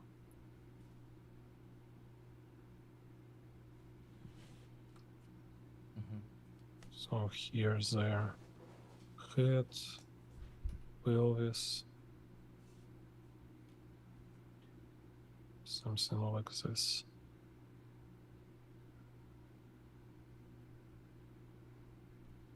There. Like they had the spine like that. Yeah. That's good. So let's draw their legs here. Same, you can like measure legs in a space, but really, like it's so little like overkill. Like yeah, there's like ways how to measure length of these legs and stuff. I think it's more for us as a freehand artist. Just eyeball it; it will be okay. Maybe like when you want to measure it in some extreme perspective. Yeah. Anyways, usually like you will start to measure all this like length of legs and stuff when it's really bother you. So actually it's kind of because you don't draw enough, not often draw, so you kind of struggle with eyeballing this body proportions. It's kind of like that intuitive, the perfect practice that you were talking about. Like, the more you do it, the better you will get at eyeballing it. No, I mean, I doesn't measure legs here, right? So maybe I should like, because should be like 2h, like the length of this should be here, something like 2 head h. But I don't measure because I think eventually, like it's more, it should be based more on just your experience of drawing people. That's it. Because like, you will never actually sit and measure all these proportions. Like for us, having just h of figures is really essential. But sitting figures is more just about convince people they look properly. That's it. You don't actually need to measure their legs. Who cares? Right? It's like he sit, that's it. Like he looks like general size of him looks correct. If I think like, oh, his leg looks too long, I will just like this, just make it short without any calculations, right? I just like, yeah, I want it looks more correct. Maybe if it will be like more extreme, but again, like I have this video about when I'm talking about drawing like super extreme angles with the people. It's interesting point. I don't hear anybody mention it. But what is interesting point about drawing people in a super extreme angle is that when you will calculate it and make sure all proportions is really like correct, your brain still will not believe it. Because I've noticed that with photos. Yeah.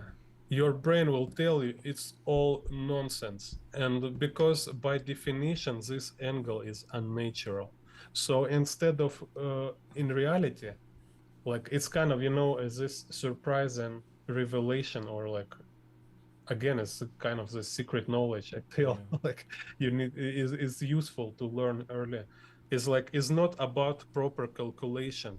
If actually it's just about your experience of drawing this kind of angles and studying them from reference. Yeah. Once you draw some, so you need to. It's like this crazy. That's a photograph too, and it looks so wrong. Look at that.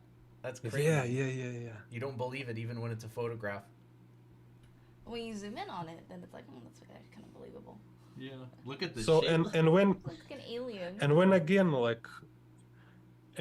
like you look like anime artists, right? Like when you look like anime artists, like how they draw these super extreme angles with the people, right? Like a Sakuga anime, some manga or whatever, right?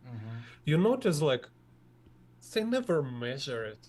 So is this kind of what important is like here too.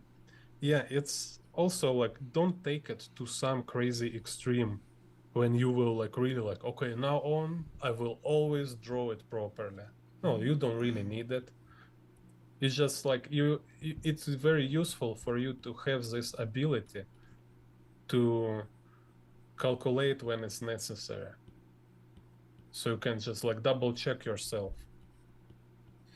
So yeah, like here, let's say it's look like this kind of extreme angles. They look better when it's not properly. Yeah, That's it. That's interesting. It's almost like you kind of use your artistic license in order to make it look good at an extreme angle, because if you did it correctly, it would look bad because Have to fudge it. it looks weird. Yeah, let's see. That's great. Punch in the You have like a guy like with That's fun. so like, let's fight. Yeah. And you better just like spend some time to look like, oh, how can I draw based on other artists kind of reference and some photograph reference, not on some kind of geometry measurements, right? So I would say like maybe for this one, it's more like feel. Yeah, and it's more important. It's like right, it's like more based. It really works when it's based on this kind of feeling. And if you will make it based on a geometry, it will be just bad. See, I used to always think like you have to have it like calculated and really know the measurements of everything, and it always kind of intimidated me to do stuff like that. So How to draw wrong. yeah, how to draw wrong and make it look good. And then like and let's say we draw this guy in perspective, right? So like say, oh, he's standing here. It's like he has this small leg, and I say like, oh, I want like here's be some interior kind of, right? So like, okay, here we have vanishing points, something. Okay, it will be like this maybe. So, and there I draw some dude. I don't know. It's just like I just want him be this size, you know. And all I need to do is like make it realistic, so people will not notice it's wrong. Yeah. It's almost like what kind of things look obviously wrong, I guess. It's like what kind of decisions would you look out for? Like height of people, or because I feel like if people knew the tendencies of what they do and that's like a mistake or not as convincing, then I think it'd be interesting to know. I think a lot of it is scale issues. Yeah. So, and if like here I put like a couple tricks like to showing off my knowledge, right? Like I say like, oh yeah, you know, there's like vanishing points, there's like perspective grid. It's kind of selling a picture to kind of fooling people. Like here is everything is calculated. You know? So this is a curved horizon. So let me draw myself like. So that's like a 45-degree perspective grid, right? That one on the right. 45 curved horizon angle. No, it's like just curved horizon fish eye. Okay. Right, so we have like this z vanishing point here. Here will be y-axis go like this. So you see already, I've kind of like, don't know, like this dude is kind of, he's falling. I say like, no, he's just like leaning on the wall. How to draw wrong. So How to get away with it. Yeah. How to, like I say, like, oh, because I want it to be like this, so I don't want to destroy my flow. It's like, yeah. And it's like, oh, okay, let's be like kind of like a school locker, yeah. So he's that's like, fun. Gym locker. so I kind of, here I do this like priority of my fun of a process over correct, and actually it's also work as a my like creative tactic, because like I kind of, you see, I align my creative process, like invention of like I say like, oh, it's a school kind of. So this might be like my art for on some kind of Comic Con, for example, right? When I say Yeah. like, oh, I need to draw character in some situation, Yeah. and I just like inventing it on the go. And Oops. here's some, okay. And maybe there's like, yeah. So now I can draw this ceiling in perspective because I established perspective grid. So couple details properly calculated, just like managed in perspective, selling it, telling people like it's absolutely calculated. Like, oh, look, he have this kind of tails on the ceiling. He have like, I don't know, I can put like a luggage bag. I don't know why it's here, but let's say it's luggage bag in perspective. Yeah, And this they stuff. So it's like, they've packed your suitcase for you because they're kicking you out. and if you like render maybe him or whatever, it's just like we fool in viewers with certain tricks, and they like don't notice, and they don't want, actually, they don't want to break illusion of That's interesting. super perfect art. These guys look like bullies. School gangsters. Yeah, school gang. Yo, One of them like a pompadour. Yeah, like those delinquents. Yeah, delinquents. Oh, this guy would have pink hair Yo. because it's dyed and it's delinquent attitude. they and got I those make him baggy like pants. And piercings as well. more crazy.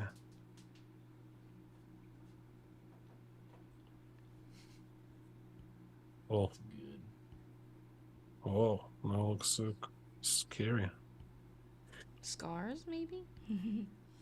Oh, he is scary. He Oh has my no God. sleep. It's good stuff. Oh, the band-aid. Nice. It looks like he got a black eye. That's fun. Yeah, so it will looks like it's properly calculated in perspective. It's even will look like I know what I'm doing when it was just a random drawing on the go. It's kind of anyway. So is this like what I want to teach myself, and what we can actually train ourselves to draw this kind of stuff, to be this kind of fluent? Because I not always can do this stuff. I also, sometimes struggle with this, like being too stiff or like, like perfectionism and stuff. And it's like, oh, I need to do it correct, right? So I, like right now, it was some occasion, funny occasion, and more I have these funny occasions, I reflect on them and I think like, okay, why is this happen? And I more and more I teach myself to be more in control of this. So I say like, oh, I want just turn it on right now. You will just turn it on. Okay, so like it should be like this 4 heads, this 1 meter, right? Then when it's going overlapping, we have a half meter here. To find these people below on the ground, or just find like h of this, like how deep is this ground, right? All I need is just to project them down if I want it to be really proper. So let's say this one, I take this 50 centimeters, half meter. And now I see it's kind of how meticulous kind of work it's became. It's just like, okay, now it's like half meter below, and I already don't want to calculate it properly. I already starts like, okay, let's do like this kind of. 50, 50, 50 is like going shorter, shorter, right? Mm-hmm. Shorter, like this. So now this is their level. Now we have this like 1 meter below, 2 meter below them Mm-hmm. here. So not so far. That's so deep. But let's try. Maybe we can show it deeper. This way, it's like kind of you will be able to invent this better once you practice something like this. Yeah. So if you Так, wanted so to, let's if say here. they were on like a 2-story or 3-story building and they were looking at people below, how would you figure out like people down there if you can see their whole bodies? Let's say here I can show like 3 meter. So here we find it's 3 meter below them, Mm-hmm. like this. So yeah, now you just kind of you can project this H around. So I can project their level here, for example, just to have this, let's say, somebody walking here, kind of boom, boom, boom, standing on my edge. So I show this kind of edge. And then let's say like a second level will be like 1 meter below them here. So here will be there. It's like 1 meter is too short. Should be 2 meter. Oh, interesting. Так.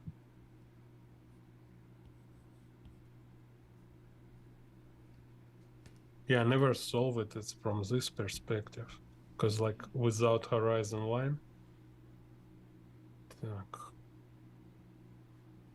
Let's say we have some people walking here. Mm-hmm. Like if we want this kind of dude here, and I say he is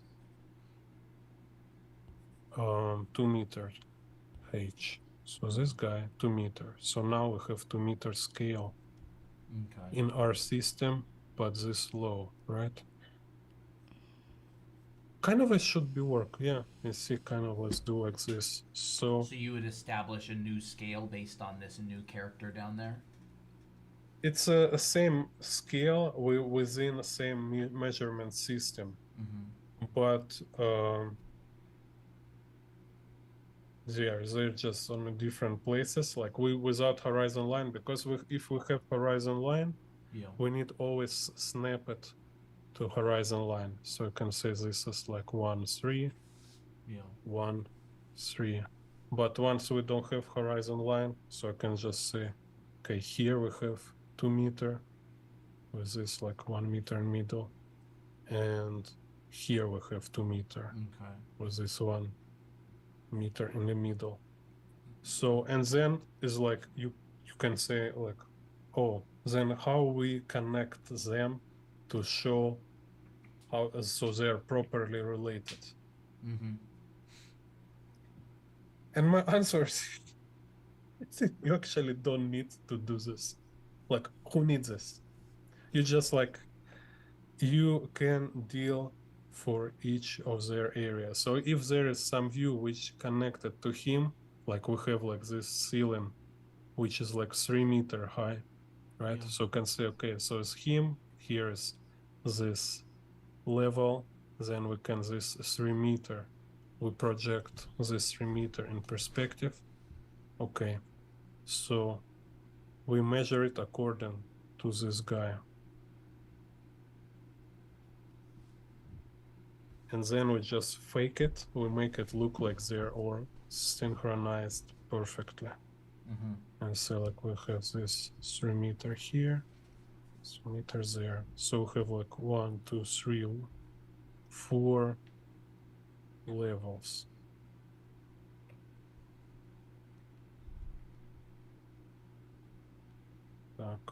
Let's see. So it's kind of like creative decisions. Yeah. Because once you put yourself in an unusual situation, yeah, you need to find some solution, which might be sacrificing sometimes this correction. So let's say, okay, we have like a girl with a tail. Sit here.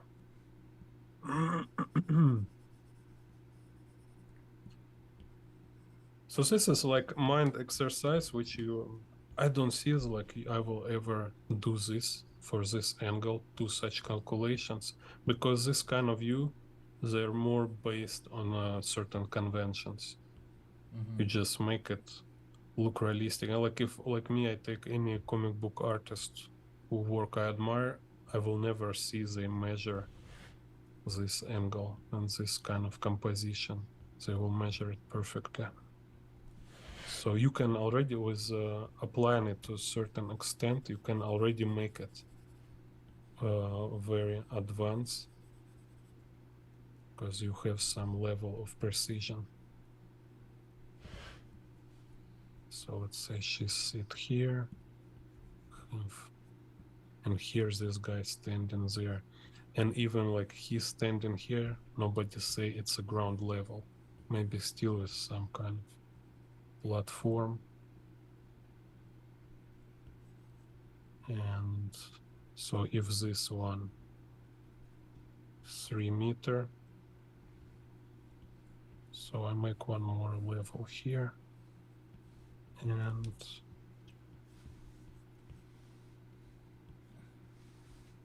I make another platform,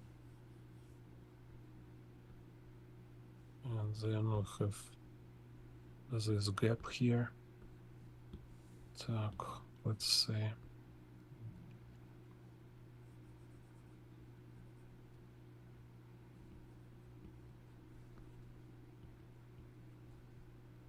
So you can say, oh, that's different, yeah, because here I cut and move this surface inside.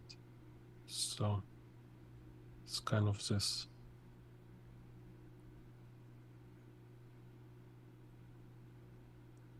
Так, so 1, 3 meter, 3 meter. About here.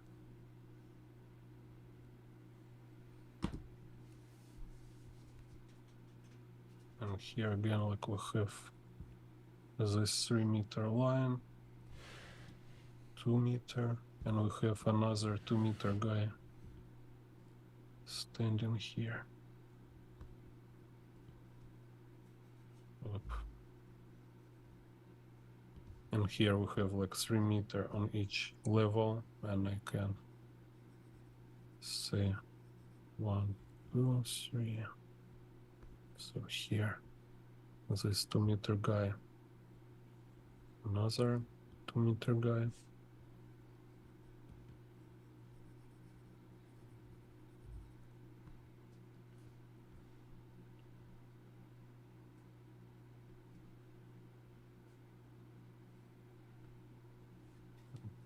Maybe here we can see only his legs.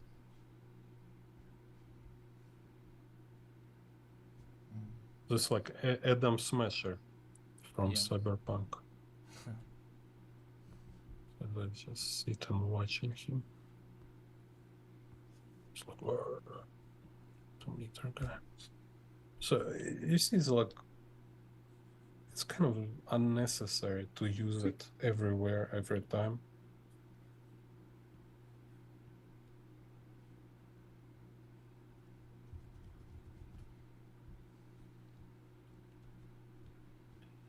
And if like for me, you know, like Kim Jong-gi and Daniel Warren Johnson, they don't use it so much, like really everywhere all the time. Because like, Yeah, it's like here, you see, I'm using it here, but I'm not using it entirely, right? So it's kind of this system, this logic is still here, but it's like they're not connected. It's like here we have these guys, and here we have this kind of part. And this can be maybe like 3 different area because they're so different, but locally for each area, like here, okay, we have this 2 meter now. I can like drag it around this 2 meters.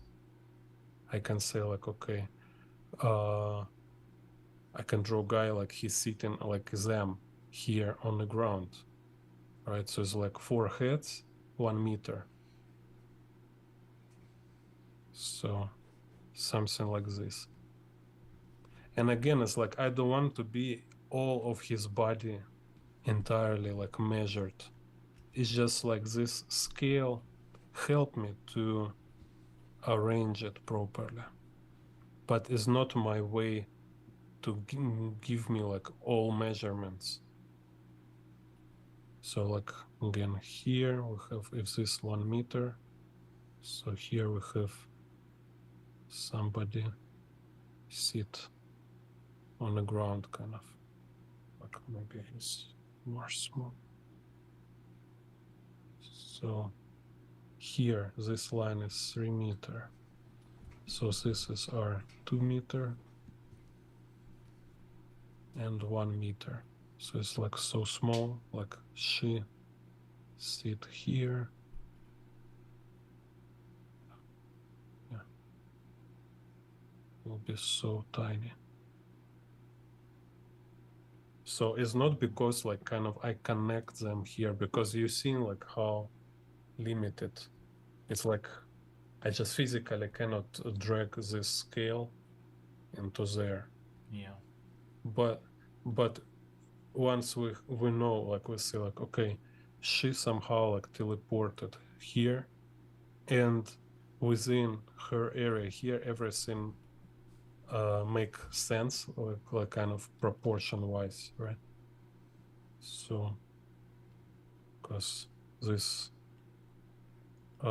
consistency of 2 meters kind of and 3 meters everywhere.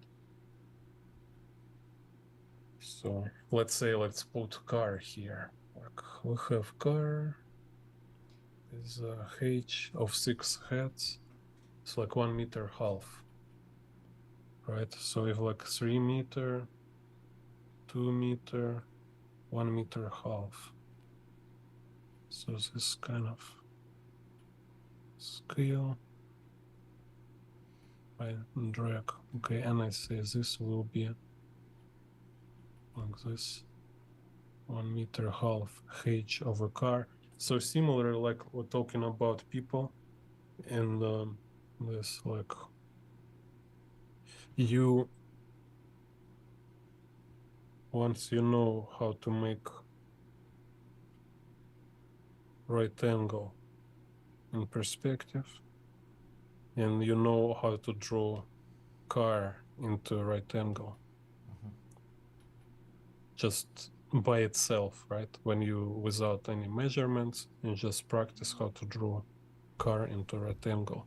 So then you all you need is just to find one edge of this box, so you will able to draw car inside this box.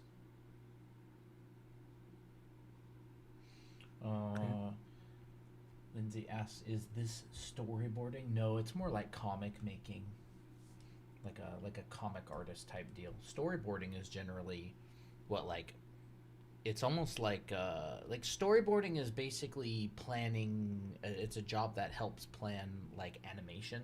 And scenes and stuff and Yeah. animation. This would be like comic art. Would you say that this is more comic art, Gene? I That's think kinda can what be you do. both. Why not? Can be like frame from storyboarding. Yeah. It's just like I say, you will not be so precise with all these ratios. Like when you do like storyboarding, it's just like you say, like, oh, we have like figure here, and we have like somebody far. That's it. and you can see like if there's horizon line, so how they related to this. Or if we don't have horizon line, it's make it even easier. Like here we have this two figures, like one figure, let's say, sitting on the edge, and then we have like some cars on the ground, some like mafia meeting kind of like, so, where is my money? And there's like river, some rocks in the river. So all actually is necessary here, which really helps. It's a perspective grid. This is really nice. I believe it's necessary. But ratio, like to really like calculate their scale, it's not so important. And as we just scientifically discover right now, its approach for this kind of drawing here will be that you don't try to build everything following like transport in one scale around. You can break it, so you can make like, okay, here we have two figures relative to this scale, and then we just drop this scale far from them without connection. But then on this area, we again establish relativity kind of this proper proportions.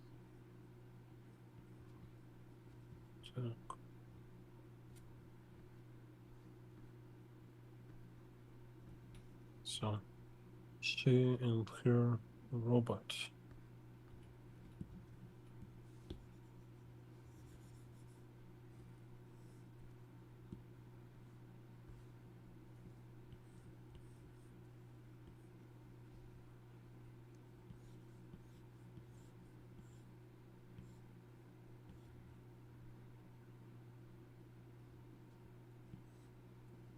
Wow, so crazy. Like imagine like in a couple years we will buy robots like a mobile phones. Oh, Yeah. It'd be like Crazy. Chobits. Yeah. It will kind of be like Chobits.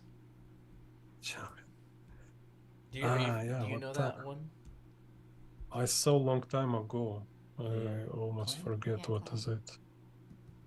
It's an anime called Chobits, right? Yeah. It's the first Okay, anime I ever watched. Oh. It sounds like Basically a buying Hobbit. full computers, but it's a robot. Or finding them in the trash. Or finding them in the trash, yeah. And it turns out to be a crazy one. Yeah, well, I will look to remember because I definitely watched it before, but I forget. It was a long time ago. Так, so yeah, so once you need to like separately learn how to draw people, right? Like with this ratio, like maybe just start from flat. Mhm. So have like a body, head, just like on a plane, like a flat plane. And same how to draw cars inside box. So it's like something like this.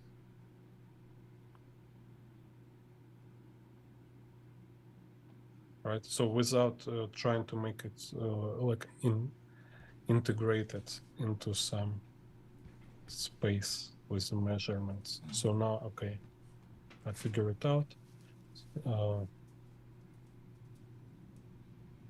So my car is like perfectly fit into box.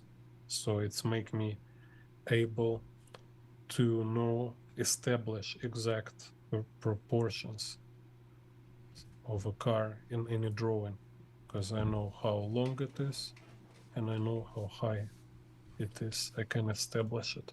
So now what I'm doing here, it's now I establish this height of a car, so it's like 1.5 meters, and now I have this kind of box, and I can draw car inside this box.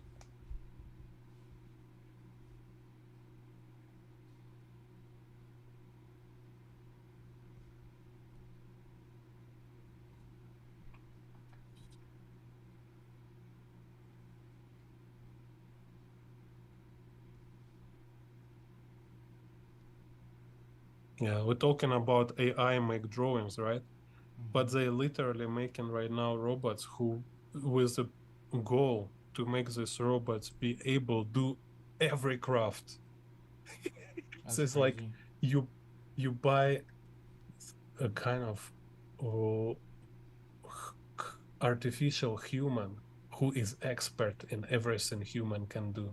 That's This is crazy. their goal. Like now they move like very slow, they're very chunky. But I believe they can manage to make them like super fast. And then it's like he will like fix your roof, be a plumber, like language teacher, babysitter, house cleaner, and will do better it and faster than any human. That's crazy. The- Terminator. all this while, yeah, it's crazy. Terminator All, very all soon. this while we talking about like how digital AI steal digital images. No, it's Yeah. going much farther than this. Yeah, we got real life Terminator before Grand Theft Auto 6. Yeah, and they will play GTA after killing us. Yeah. They'll play They say, it "Oh, for sorry, us. humans. We just want to play GTA 6 by ourselves." Terminator before GTA 6. For what? Real life Terminator before Grand Theft You Auto know, 6. I can believe that. Oh yeah. Yeah. Oh, that's a nice figure. That's Так. crazy. Yeah, it's just That's- like wow. Yeah, It's that's why and there's it's, some people. yeah. They say it's like will like absolutely change economy because like imagine like how it's like labor all will be reimagined because now everybody will have master of some profession. Yeah. It's crazy, and you can teach is something new very fast. It's crazy. Like hard to imagine like what the world it will be. I have no idea.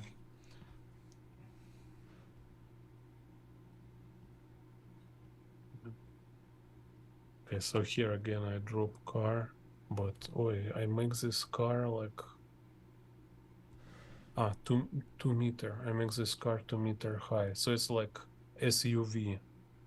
So this one will be like very big SUV. So here we have this dude stands next to his SUV.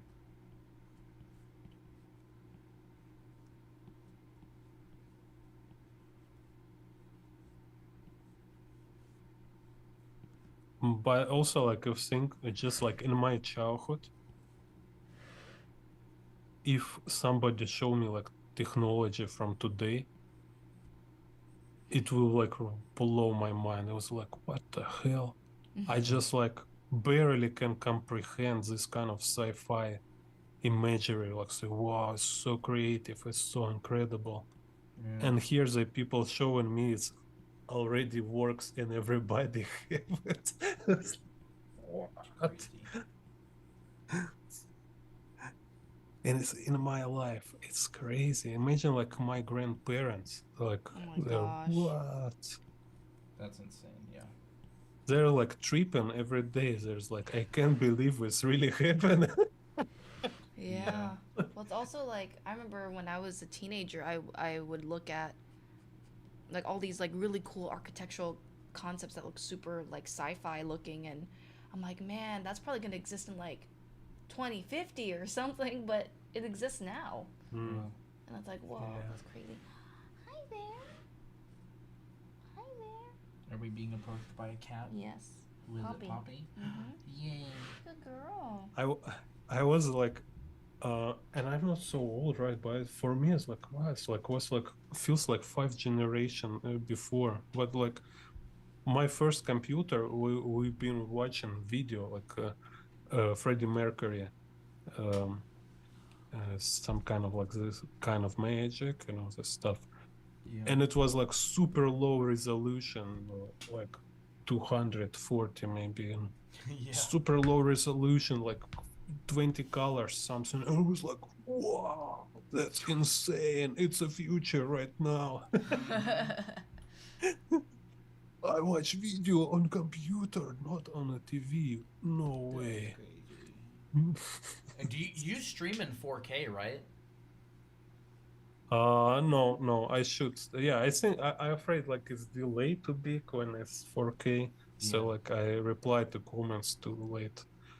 Yeah. So and you know what is make it super wild is that this all cyberpunk, like craziest stuff from cyberpunk, uh, all these dudes been writing it on the typewriters. Yeah. It's like It's like they predicted the future. Wow. it's about power of people brains, right? So they like never seen virtual reality, actual VRs. They have no idea what is internet. All this was just some kind of like funny articles in some magazines when people just like, and these guys they just took it to extreme. They developed all these crazy ideas, which is like right now you watch in some anime, you think like, oh my god, this guy is so crazy, it's crazy idea. But then you realize it's just like archetype from this old book. So this Yeah. guys that just like create convention of all this. And like I was like read this Neuromancer. Oh yeah. I was like, what? No way. It's so crazy. So funky. And there is like everything. Matrix, Blame, Ghost in the Shell, everything already there. It's Yeah. crazy.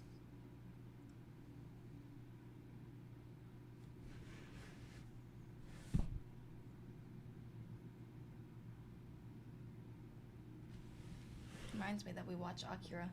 Oh yeah, we did watch Akira. Yeah. So So, doesn't look obsolete for you? no, I love it. So good. It's I like it better than most movies I've seen these days. Hmm. I do too. Yeah. Nice. Yeah, it's like a Hollywood. Like you watch some old movies, like whoa, so cool. Right now it's like so kind of like mediocre. I know. The story's not super creative, and it feels like a lot of them are just derivatives of other derivatives. Mm. Yeah, it's look Just more. the modern Yeah, movies like and stuff. now you have like some just when it's when it's not absolutely sucks, you already happy like your witness masterpiece. This is current level kind of.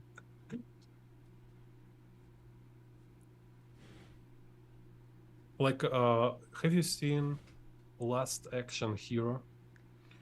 No, is that with Arnold Yeah. Schwarzenegger? I have not seen it, but it's on my list of things to watch. Yeah, actually, like I think like almost all Schwarzenegger movies, there's this kind of like just cool action, like great Commando. action movies. Yeah, no, like yeah, about Commando, a little biased because it just was like background of my childhood. Like we are in the kindergarten, we drawing like this guy with a log on the shoulder. Yeah. Everybody's like, look, I draw Arnold Schwarzenegger. It's like, whoa. He have like six packs and pectoral muscles. All this stuff in the kindergarten. That's great. And I was drawn like Back to the Future, like Oh, this yeah. DeLorean.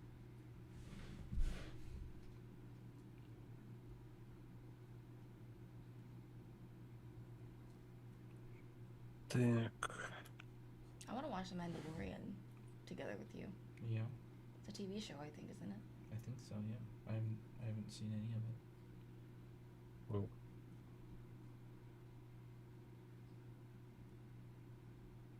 yeah, so I forget somewhere my perspective grid here. Anyway, and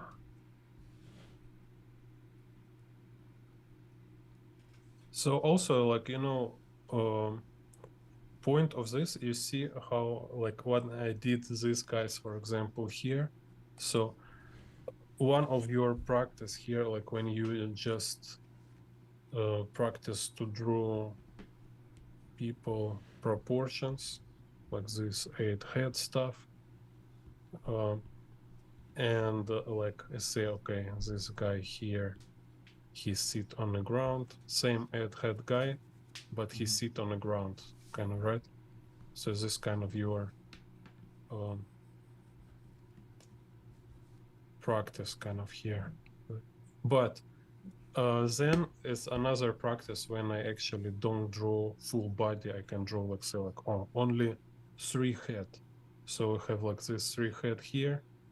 So I have his head and there. So what it will include is like neck, shoulders, pectorals. Right? It's also this kind of interesting aspect of it. Is like you having this system in the mind, kind of in the background, without actually drawing it entirely. So, and this how it's also like I was talking here, right? Like when we know what is a principle, but you use it selectively. So, and one of it, the selective use will be also is just like when you, once you have like in your picture, once you have guy, so like, oh, I have a guy here. And then you say like, oh, I want to draw some other objects and some other people in this picture. And then I say like, okay, so I need to because I already have someone here, right? So I need to tell, I need to know how tall he is. If I say like, oh, he's like 7 head tall. So now, okay, now I have kind of scale. So now I can say like, where is horizon line? There's scale. So now I can draw other people. So once I have like other people, now I have 2 people. So now I can draw some between them and I can say maybe here's like a little boy, and I can avoid of really follow this measurement system. I just draw in somewhere within this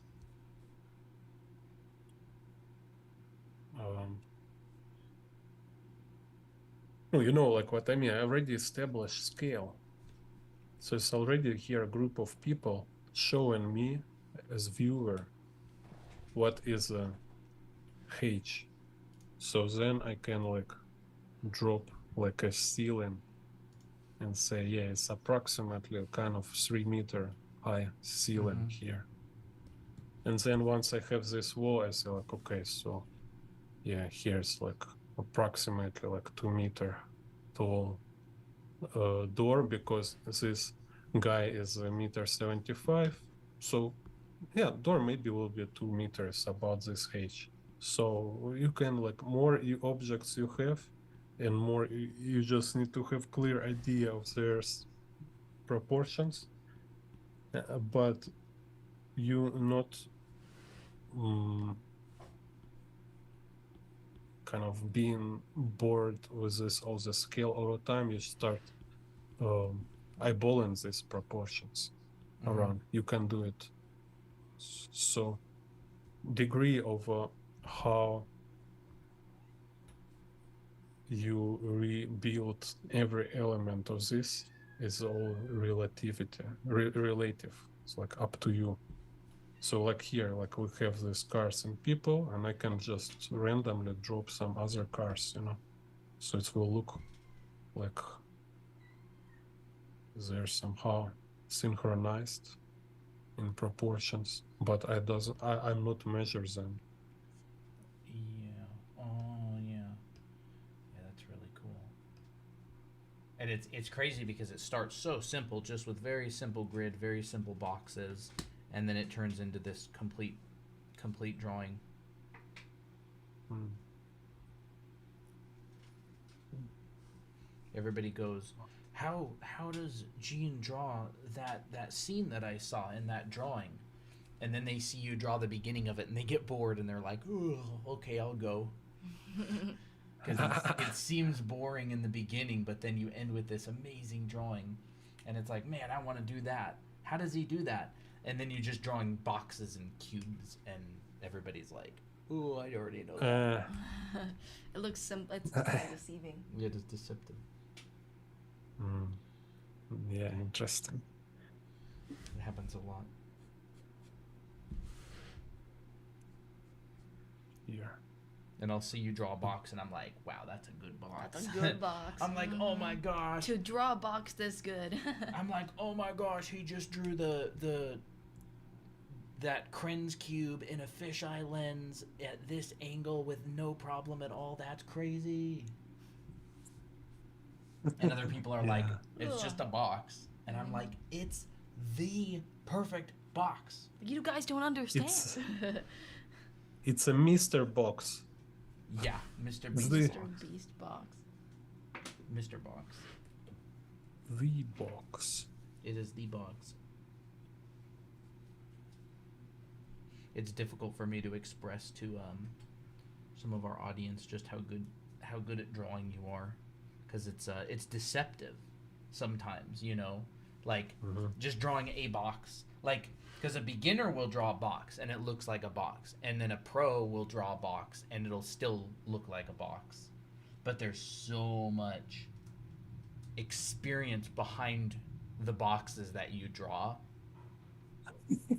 that I'm like, oh my gosh, like you just draw a normal box. I'm like, oh my gosh, he drew such a good box. Like, that's so funny. Interesting. Так. Let's...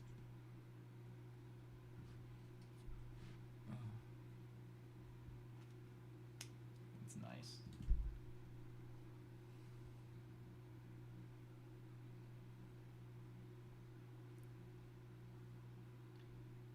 It Yeah, is like 'cause, that SpongeBob meme. What's that? No, it's actually, you know, it's a feature of YouTube and like, yeah, maybe like internet and just format of video online is that it's kind of paradox because like, yeah, in the one hand, people might come for knowledge, even if they think like, so, like, yeah, I want to learn.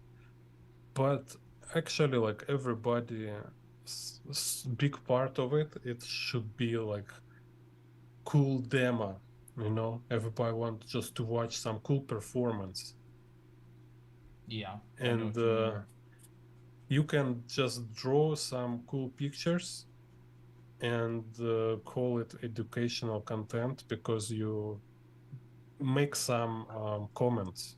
So like, you know, here it's a perspective grid, and here it's a vanishing point, and everybody's like, oh, I'm learning. Kind of. Yeah. So and when you like try and really explain stuff and you start to talking about how you do it, you are going to like a thin eye, right? Start to kind of challenge people attention because they want, first of all, they want to see what you can do. Like, show me what you got here. Everybody can talk. Yeah. It's like a challenge. Like,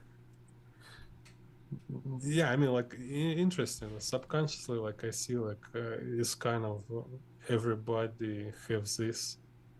Like, once you talking about drawing, show me first and then like say, whoa, tell me how to do it. And after start to tell, it's like, Oh, it's not what I expected. It's not like snap of the fingers Yeah.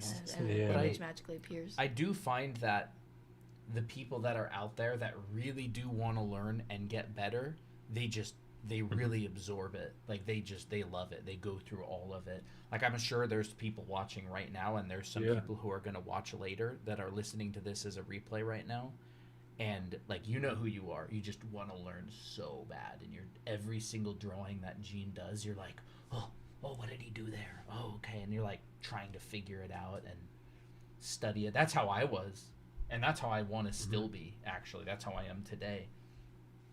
And those people like success for them, or I should say, becoming a successful artist or becoming a professional is inevitable. Like it's gonna happen when people are just knowledge sponges, and those are the people that I really want to make content for. The people who are just really hungry to learn.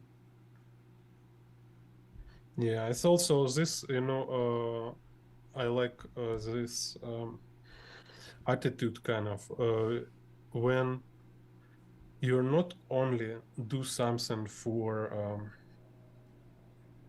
demand, like, oh, we know is like funny, entertaining stuff is on demand kind of, right?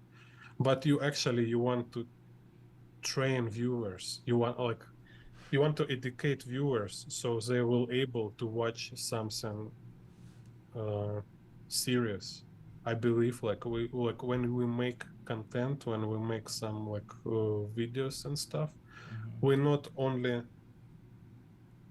reply for their needs, but we also dictate them what should be, what kind of quality of content must be on YouTube. Like inevitably, Inevitably. yeah, inevitably. Man, looks so good. Yeah, Oh, well, I like thank you. Так, so back to this one. Here we have this table like 1.5 H, Funny. What? Drew an and entire I can drawing draw. and it's like, Oh, I yeah, thought back you to did this that. table. Oh yeah, this table. I forgot about that. Let's get back to it. Welcome back, Delia. 1.5 chair here. So it's like how high is this 1.5? Is like 30 centimeters something.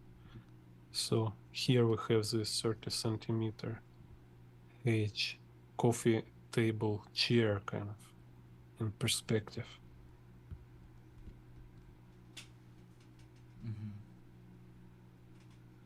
So have like a coffee table and so is this one. So 1.5. So yeah, at certain point it's get. Yeah, so you see this kind of thing like when you have this batch situations, so you make a lot of calculations. Like during this drawings, couple moments when my brain was just like shut off. I was like where I am. It's like here is my 3 meter, and I need to kind of like re-establish my vision, like math vision of this picture, because like so many data, kind of your brain was like kind of no way, I don't want to calculate anymore. Like brain leave chat, right? So, and more you practice, like more your brain is your ability to handle kind of a lot of information. You get just more ability to handle all this massive and huge amount of nuances, and will be harder to confuse your brain. Yeah, or if your brain will shut down, you can reconnect. You can say like, okay, yeah, I remember what I'm doing. So here's this chair, like this one is like 1.5 head. So here we have 1. Then here is like 4 head. So I double check. Yeah, so this is our 4 head. Now I need to 4 head sitting on a chair. So if 4 head will sit on a chair, so like in this case, it will be like 1.5 head above horizon line. Так, 1.5 head. Oh, so 4. We have 4 heads. So horizon line will be here. You see, it's kind of crazy, right? So we have this, my guy, robot. He has this for his head with the torso from his buttocks to top of his head. It's 1 meter, 4 heads, right? And he sit on a chair, so I need to find where is the horizon line will intersect these 4 heads. And I say it will intersect here, because 1.5 of his head should be above horizon line. So this what I should do here with this chair. So I have chair, like we have horizon line. So I need to establish this ratio. Kind of this, yeah. But again, you see, it's just like beginner, he kind of will suffer a lot with this. He's like, why I do all this? I don't see any sense. Like, I will not use it. Yeah, most likely you will not use it. But again, like I say, it's just you train this approach. It's about working with the 3D space. It's about have control over 3D space. So just this type of process, this type of trying to really solidly establish like how they're placed around each other, all these people and tables, or because this can be like a chair and table. And on a table we have like this like a spider drone, this robot drone, right? So it's super cool cyberpunk scene. In a cyberpunk they also have tables, right? Like Yeah. table and chair, it doesn't mean boring. It's everyday things. Yeah, so don't forget this, like even in a cyberpunk they have chairs and tables. This can be some spider robot. It can be like they're like selling nuke. This kind of like afterlife club in this game Cyberpunk 2077. You didn't play, right? I played it. Yeah, I okay. never beat Yeah, it. so this but I played it. I make a lot of screenshots like from this their like underground bar, like where they're like talking about geeks kind of. And they're very interesting. I was like spending some time walking around to make screenshots because there's a lot of compositions, like how these characters talking around table, talking about how they will go and like rob something, or they're like scenes like somebody come back from a gig and they have like this their how's it called, accomplice kind of injured on the table. It's like, and they're like, no, we need to call doctor, we need to find doctor. And I'm walking around making screenshots, you know, Yeah. like cold blood, like say, ha ha ha ha, interesting reference. It's funny. You do what you got to do as an artist. Yeah, man. It's like, oh, haha, you all not real. You just a toys for me. Have you seen those videos of the new like Google AI video stuff where there's the people talking and they're like, "Hey, like how do you feel that we're just prompts?" And they're like talking the Google's AI thing. Like Yeah. I've seen a bunch of little videos of those. It's Oh, weird. now it's more and more this kind of videos looks like super real. Yeah. And yeah, I like last year I was already like start to kind of make predictions for myself for future, right? Like Yeah. imagine like there will be like Netflix, right?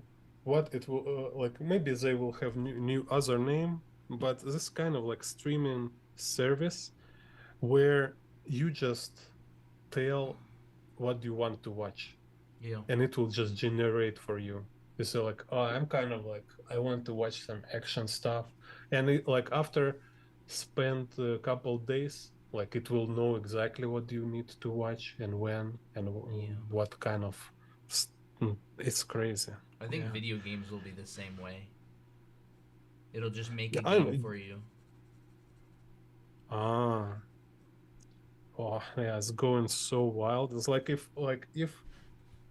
I think it's really possible, right? Really feasible when video game actually it will become drug. It's just if it can do this experience, you like perfect kind of experience, something like what you exactly need or want. That's crazy. Some kind of like substitution of reality, right? Like, yeah, you have friends there, you're very important in this game, and they can make it like just add the like sensation, like you can feel like somebody touch you and the smell, and that's it. It's like it will be like a drug. So it's like what, like how we will solve it. We can. Is it will be possible to forbidden it? Maybe it's like will became like a weapons. Like you need to be able to use this kind of VR. You will need to have certain license. Interesting. Yeah, Crazy. it's like Everybody- kind of recreational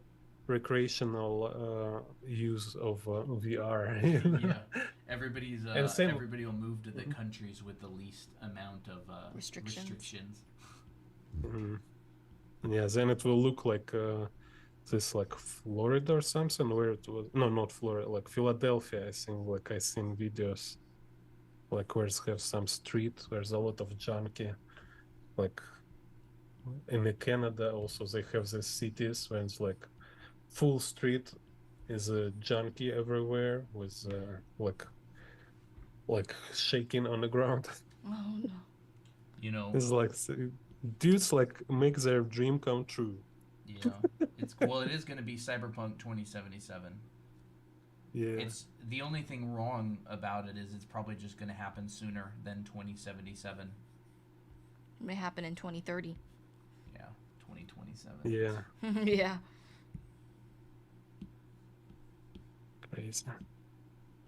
So and it's also interesting. So I believe I think like how it make even more this like traditional skills valuable. So like after this like 20 years to really find someone who managed to discipline himself to make himself able to draw traditionally. Yeah. It will be like one guy in a million, you know. Yeah.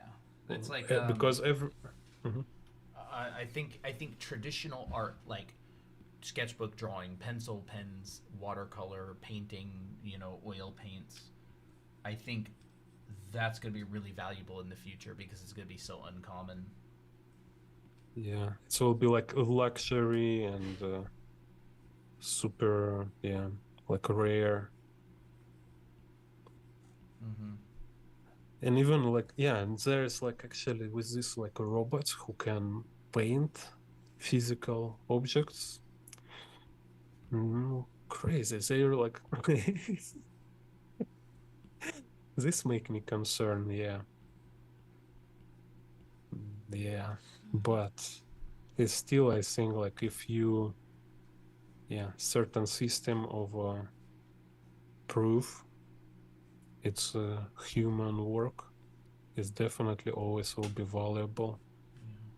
I know there's certain games out there. I think like World of Warcraft hardcore, like you're required to stream all of it or like video record all of it to prove that you did it. I don't remember. My brother was telling me about it, but basically like maybe in the future you'll have to be able to provide some sort of proof that you did it. I don't even know. Who knows what's going to happen, honestly. Almost like an art test. An art test, yeah. Yeah. Well, and here it's like I lose it here. Yeah. Just talking about robots and I gave up.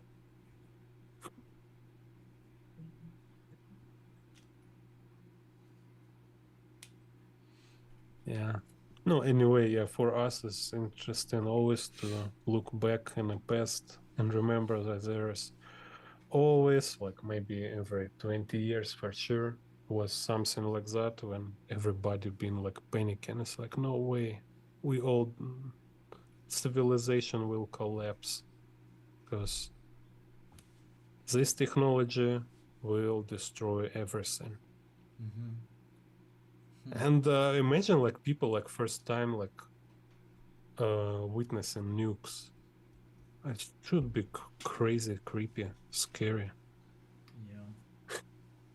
It's like, what? You have a bomb, you can like melt space.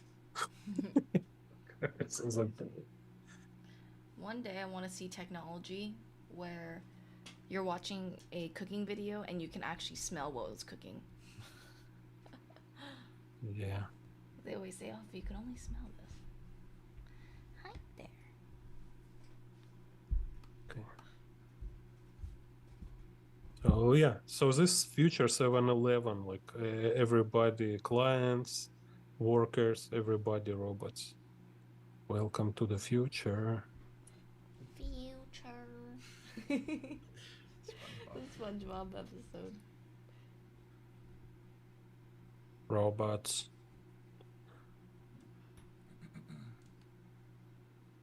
I feel like just seeing all this drawing really just makes me want to work on comics and write. It sounds so cool. Yeah.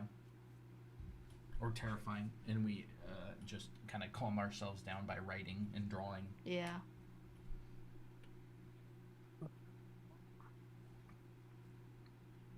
Again, don't understand. Say like you're drawing, you make down. What's that? Oh, okay, don't understand this phrase. Okay, kind of this. So on here we have like robot cleaner. Oh, we have one. Yeah. Well, We have a robot cleaner. yeah, we have one too. Your robot have camera? Yeah. Yeah. Oh no, I don't want with a camera. It's like you know like I seen this kind of like Russian hackers have a website which is like YouTube of private cameras. Oh yeah. That's cool. That's wild. So it's like any camera like that just can get access. And like I seen like video from this cleaner robots. They for freaking make video of all your house. It's not like underground. They can see everything. They can see, like eventually kind of making 3D or kind of. Oh, if somebody want, he can make 3D of whole your house based on this video. Like get all kind of model crazy. Yeah. Sell it. I kind of like I'm still afraid. I don't want I have old cleaner without camera. He's have some detectors. Yeah. Are they gonna Crazy. hack our But cats? If they have a microchip. Cyborg cats that get hacked and track Wait your a second. track your house. You know, that would actually be a really cool detective That's pretty story. cool. Like, oh, like there's like a mystery or some cases happen where your cats got hacked and they all include cats that have been microchipped, Yeah. and a detective has to find out how to get rid of that. Oh yay! Speaking of kitties, we have one on our desk right now. cyber Wait, cat. That's wrong. Where's the here it is. Cute. Oh, silly. Cat be cat. We have Kitty. Poppy, you're so cute. Now just stay down and just. If only you would stop rubbing against the microphone and stepping on the keyboard. Meow, meow, meow. You're so cute, Poppy. Oh, they have a similar facial structure. They do. I mean, they're cats. Well, but I mean, like the side profile, their facial proportions. It's cute. What is cat in Russian? It's like if male, it's a kot. Kot, Kot. If female, it's a koshka. Koshka. koshka. Oh, that's cute. Koshka. I want to learn Russian. Russian's cool. It sounds so like earthy. It's like Earthy. it's like a Like earthbender. 100% lean beef language. It just sounds very like very very good, very like solid. I don't know how to say it other than that. Come on, get in your box. Interesting. No, it's Russian. Like, I'm being kind of privileged, like, to born in a new environment to learn all this stuff. Because like now, like, I cannot imagine it's like how much time you need to learn Russian language. It's crazy. Yeah. Because so many like grammar things, so many like you need to learn also like idioms and some kind of culture background to understand what people talking about. It's very. So It's cool. I remember I had a Russian friend in high school, and Oh. she was saying that Russian cursive is like crazy looking. It's just you can't even tell it apart. The Russian You like can- writing. Yeah, like writing like cursive handwriting Ah, in Russian. Yeah. cursive, yeah. Yeah, Bunch of it's like, squiggles. but I think it's also kind of similar to like French, maybe Italian. I don't know. Like French, definitely. Like Russian language have a lot of French words Mm-hmm. and structure, a lot of similar like grammar and stuff. So We also still like see for your you, face, if, by the way. ah, I didn't know if you were putting it back or not. What are we at? About 3 hours? oh, is it already 3 hours? Yeah. Yeah, yeah. Time flies when you're drawing. Oh, I like that. That would be a good shirt. Time flies when you're drawing. Yeah. Yeah, let's start making merch. Yeah, drawing merch, art merch. Oh, yeah. Hey there, Poppy. There we go. Do you This have any is- other kitties? This is great. Or This is it just so Nina? Yeah, one more, Masha. Oh, Let me also a girl. grab her. That's fun. So Nina's the biting one. She's like, ah. Yep. Masha not so big. Let me show a second. Is she is she older or younger? Older. Oh. Так. Ой. Oh my gosh, so different. Oh, she's a calico. Oh. So cute. Aw. This long cat, have you had? Masha, maybe she's maybe 7 year or 6. Oh. That could be. So Poppy. she from mountains, like near waterfall. Oh Oh wow. wow. Wow. Look at her. She's just like staring into space. That's so cute. It is so cute. Wow, that's very fun. Wow, that's beautiful. Kitty overload. Yeah. Kitty thought- punk. Mm-hmm. Kitty Cat punk. Oh, that's Cat a punk. cat That's punk. good. Wait a second, you're onto I something. think you're cat onto something. punk.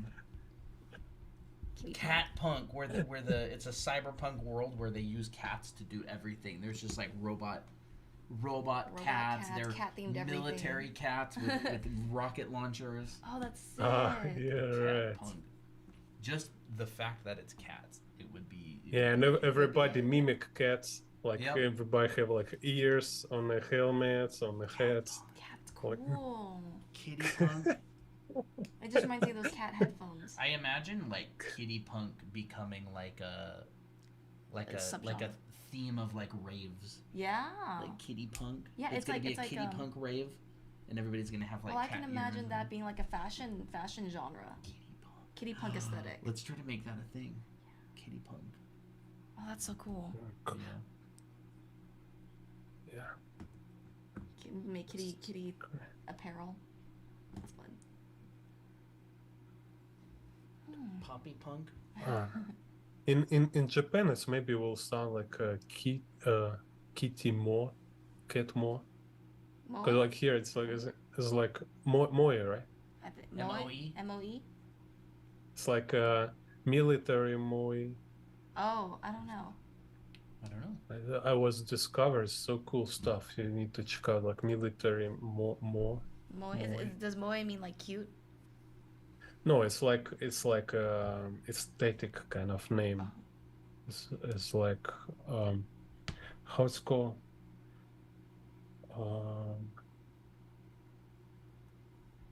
How do you spell moe or mo?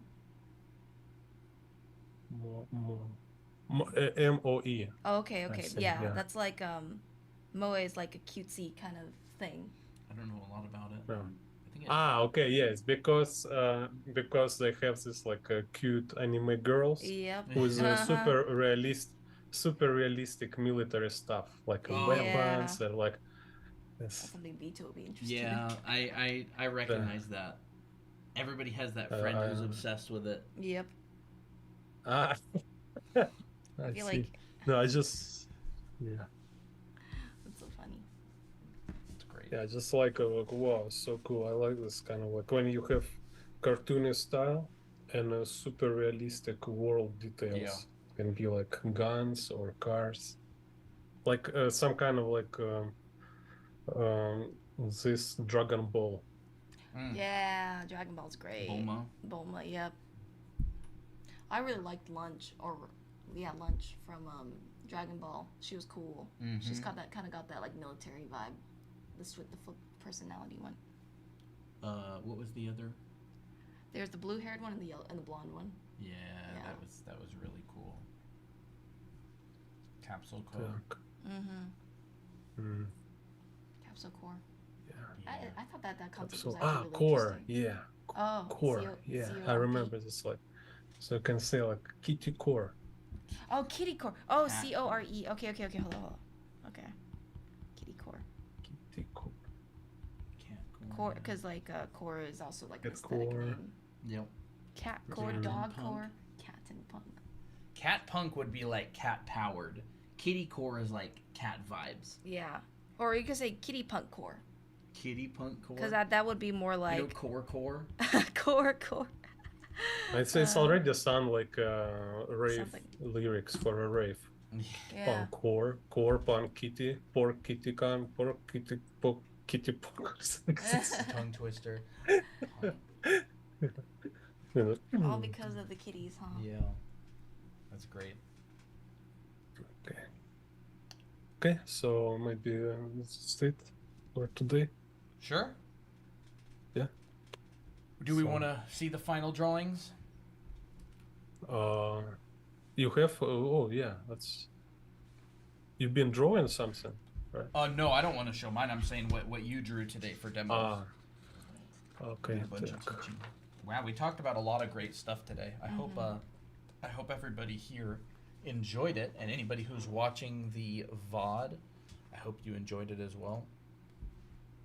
Oh yes. I love it when you add that tone. It's Yeah, so cool. that's I good want stuff. one. I feel like Gene is a great example of you don't need fancy tools to draw. Yeah. Like short pencil, Used watercolor brush yeah, with India ink that's old or something. I don't know. yeah. Yeah, it's just ink with water, like Yeah. Chinese ink or yeah. Yeah, I Yeah, like that a lot. yeah. So yeah, and you have like more time. You can draw more details. Like you can draw like bottles here, or Mhm. they have like phone, linen, whatever, like trash cans, Mhm. or weapons, AK here, and it's like yeah, you can like you drop more details and you can more like shock factor for viewers. It's like Mhm. wow, so many details. Mhm. It's kind of yeah, That's the it's things like a that people cheating. focus on. Yeah, it's kind of actually like a hack kind of cheating from artists. It's just like to draw a lot of details because it's not difficult. It don't require a lot of creativity to do this. Mhm. It's more, And detail also you feels can like filler Mhm. content. Yeah. That's the part of drawing that pros listen to an audiobook. Is when they do details. Yeah. Like you do your design and then when you're detailing it, you put on like an audiobook or a documentary or something and just detail for hours. Because you have to do it. Like you have to fill in the details. You can't leave it like empty. It's just not that hard though.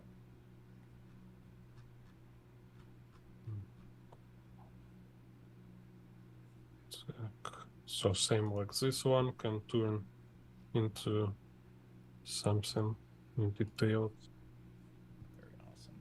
This is the part that Kim Jong-il does. Just no sketching. Mm-hmm. He sketched a whole bunch.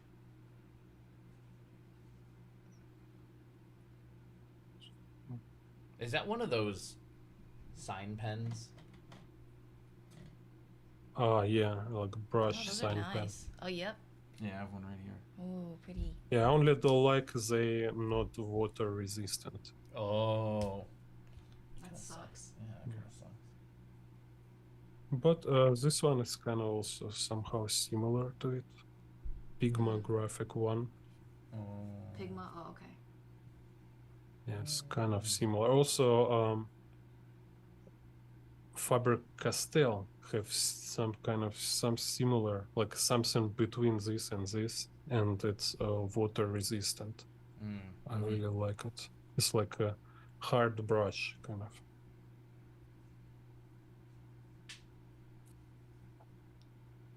This is the part where you can really focus on like the design of your lines, you know? Like you got your sketch, you got your perspective, and now you can really make a nice, like, well designed line work. Yeah. So maybe like his nose can make like more cute.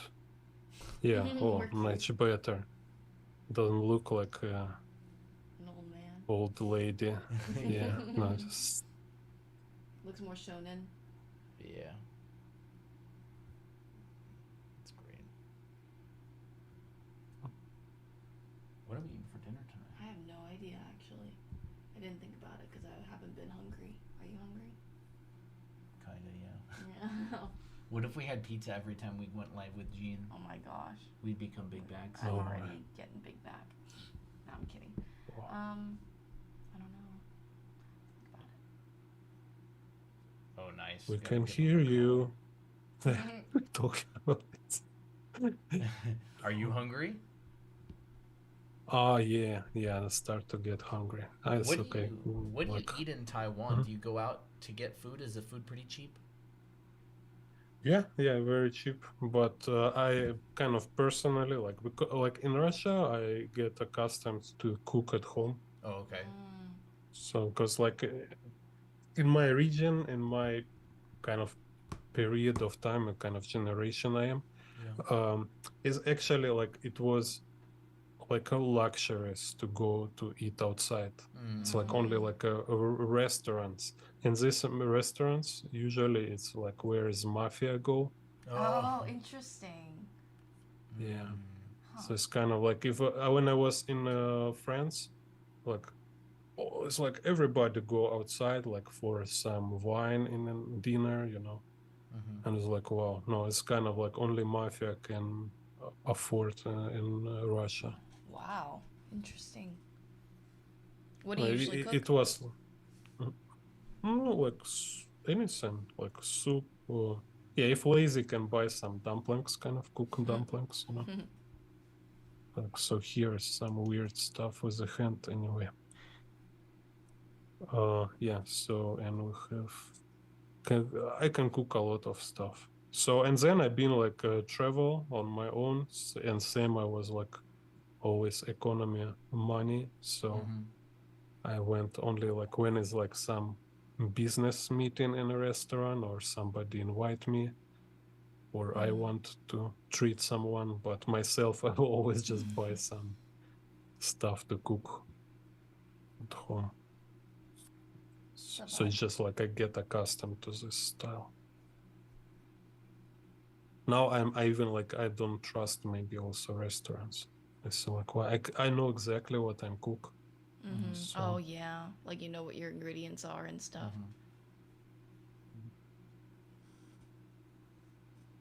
it's not so difficult, and like I can also it's easy to save my time. Like people who go to eat outside, they have so much time. It's crazy. It's like you walk there, then you sit, you waiting, then you eat, no rush. It's like 3 hour maybe take for all this. Well, you're not So wrong. no way. Do you draw while you're out? Yeah, I can like can watch some tutorial, can draw, whatever. Like listen book. I can like listen book and cook, or I wait something cooking. I can draw or watch tutorial. A lot of stuff you can do during you cook. Not like a restaurant where you just sit and wait. Or okay, maybe now you will take sketchbook and draw something in a restaurant. Draw perspective grids. Yeah. Yeah, anyway, so let's just draw this guy here.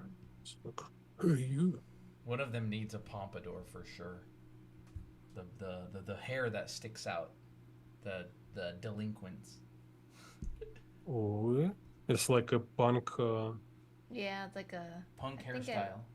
I think it was got popularized in the 80s in Japan. Yeah. Like a spikes kind of, or It's No, like a it's like log a- in the It's front. like a big thing Like that comes off the top of the front. Yeah, it's like a log. ah, Yeah. crazy pompadour. It's like this, Yeah, like like that. Yeah. Exactly. Yeah. this crazy. Have you seen This those is like memes a What? of the people who have them? No, I never seen the meme. They're so funny. Like the Japanese like bikers that have the giant pompadours and the leather jackets, and they make it like this whole thing. Oh, that's funny. I love those. Oh, he's got the leather jacket. Yeah, I love those. They're so funny. And they have like the motorcycles.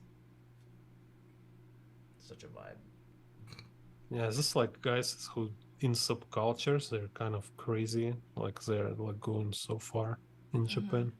Yeah. Like there, I see like some video of guys who like cosplaying Elvis, and there's like 20 guys like jumping like crazy for rock and roll, and it was like.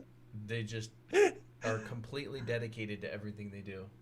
Well, I heard that Yeah. with this kind of subculture, the delinquent kind of style, it's actually quite popular for Japanese culture because it feels very expressive. It's almost like kind of like a rebellious, against the norm type thing, and they're like, well, I'm just true to myself, that kind of vibe. That's what I've heard, but I don't really exactly remember where I heard it from. Oh, those are fun pants. Yeah, I love those pants. They're great. That has this kind of, Good stuff. and he have like a spikes here. And this other guy. So it's some kind of a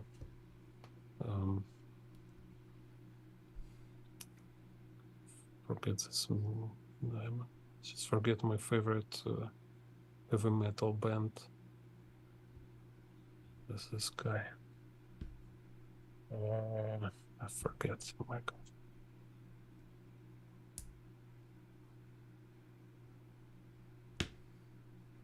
This is They have great. song Iron Eye. Have you heard this? Iron Eye in the I've never heard of sky. it. Ah, Electric Eye in the Mm-mm. sky. Da-da-da-da-da.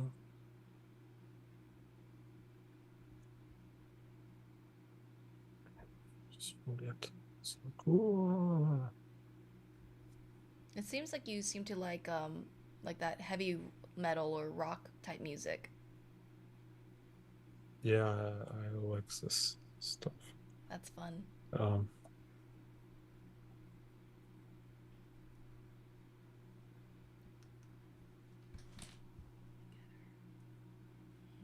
Actually, I like not sure about his legs. I don't want to draw them. It feels like kill speed somehow. Anyway, it was just like quick demonstration Yeah. how actually you don't need perspective for properly draw extreme angles, but you can just add this perspective Mhm. and fool viewers into like so they will believe like you are calculating everything here. Wow, everything's so calculated. It's Yeah. like the illusion Yeah. of calculation. Yeah.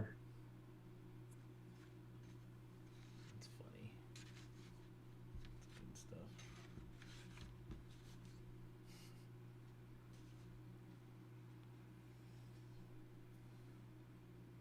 Oh. Ah. Oh, it's like, oh well. Roll with it. Roll with it.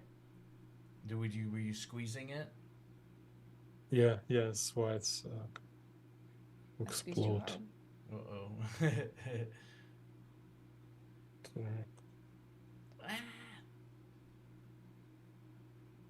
Anyway, so again, see, it's kind of all this is like semi illustration, right? It's not actually, I'm not actually making illustration, but it's nice drill. I'm like experiment. I see like, oh, so this how I can draw some this kind of angle, like if it's my comic book or something. So it's really like it's teaching me how to be less perfectionist. I really get this through experience. So it's not just some kind of theory, right? I really experience it. It's very Oh, yeah. important to give yourself such experiences. Mm-hmm.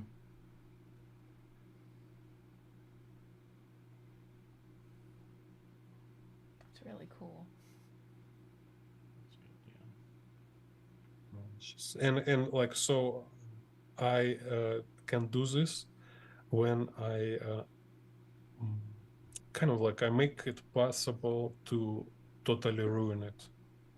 Because at least I seen already at certain stage it was very cool, but maybe then I made some wrong decision and then it's spoiled, right? Then okay, nice, because I do this for experience, not for a result, like not entirely kind of for result, right? Mm-hmm.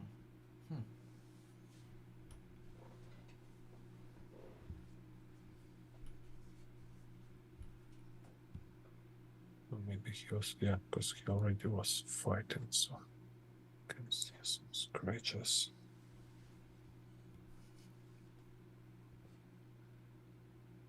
Hey, yo. Ah, okay. Now I see they want to like, do you want to be our boss or leader? It's like, You want to form a team? yeah, he just like punched someone, like he's their guy, like he fly like over all school Ah. and like away, like from a front door somewhere, like into open ocean. And now it's like, you wanna try me more? And they're like, no. Can you be our leader? We want to we need a learn how leader. to We be need a so strong cool. Yeah. How can we fight so good guy. like you? That It's one. like, Aniki. let's. Aniki. Like go like that. Oh, that's fun. Experiment. Yeah. I like that. So, Should we have blood on the knuckles? Oh, that's really cool. I really like that kind of the way how you just draw so freely. Yeah. There's a lot of freedom to it. Awesome. Well, Thank you for your demos. They're Maybe- amazing. yeah. maybe we'll wrap it up Yeah. as a very, very educational. Cool. I'm Thank sure. you. I'm sure chat would love to have you back again sometime. And Yeah. don't forget, go. I chucked Gene's link to his YouTube channel down below in the description. So go over to his channel and subscribe. And also, if you become a member of his channel, there's a bunch of members only videos that he teaches a bunch of really good stuff. I've been going through some of those. Yeah, thank you. Thanks everybody for coming. Yeah. Yeah. So, bye camera. Sure. There we go. Yeah. Awesome. And See you. yeah, we will we'll talk to you all later, everybody. Thank you for showing up. And oh yeah, I wanted to tell everybody in chat, today is our stream anniversary. We've been streaming for 1 year straight. We used to stream 4 times a week, and then we started streaming 3 times a week, and we kept that up for the entire year. So yeah. Woohoo. Yay. Wow. Yay. Oh, no. no. That's funny. So Party hard. We'll have to get back to you, chat. On we might be taking a week off, but I'm not sure yet. We're probably going to take a week off Yay. of streaming. Awesome, thank you everybody, and we'll talk to you later. Thank you, Gene. Yeah. And We'll see you later.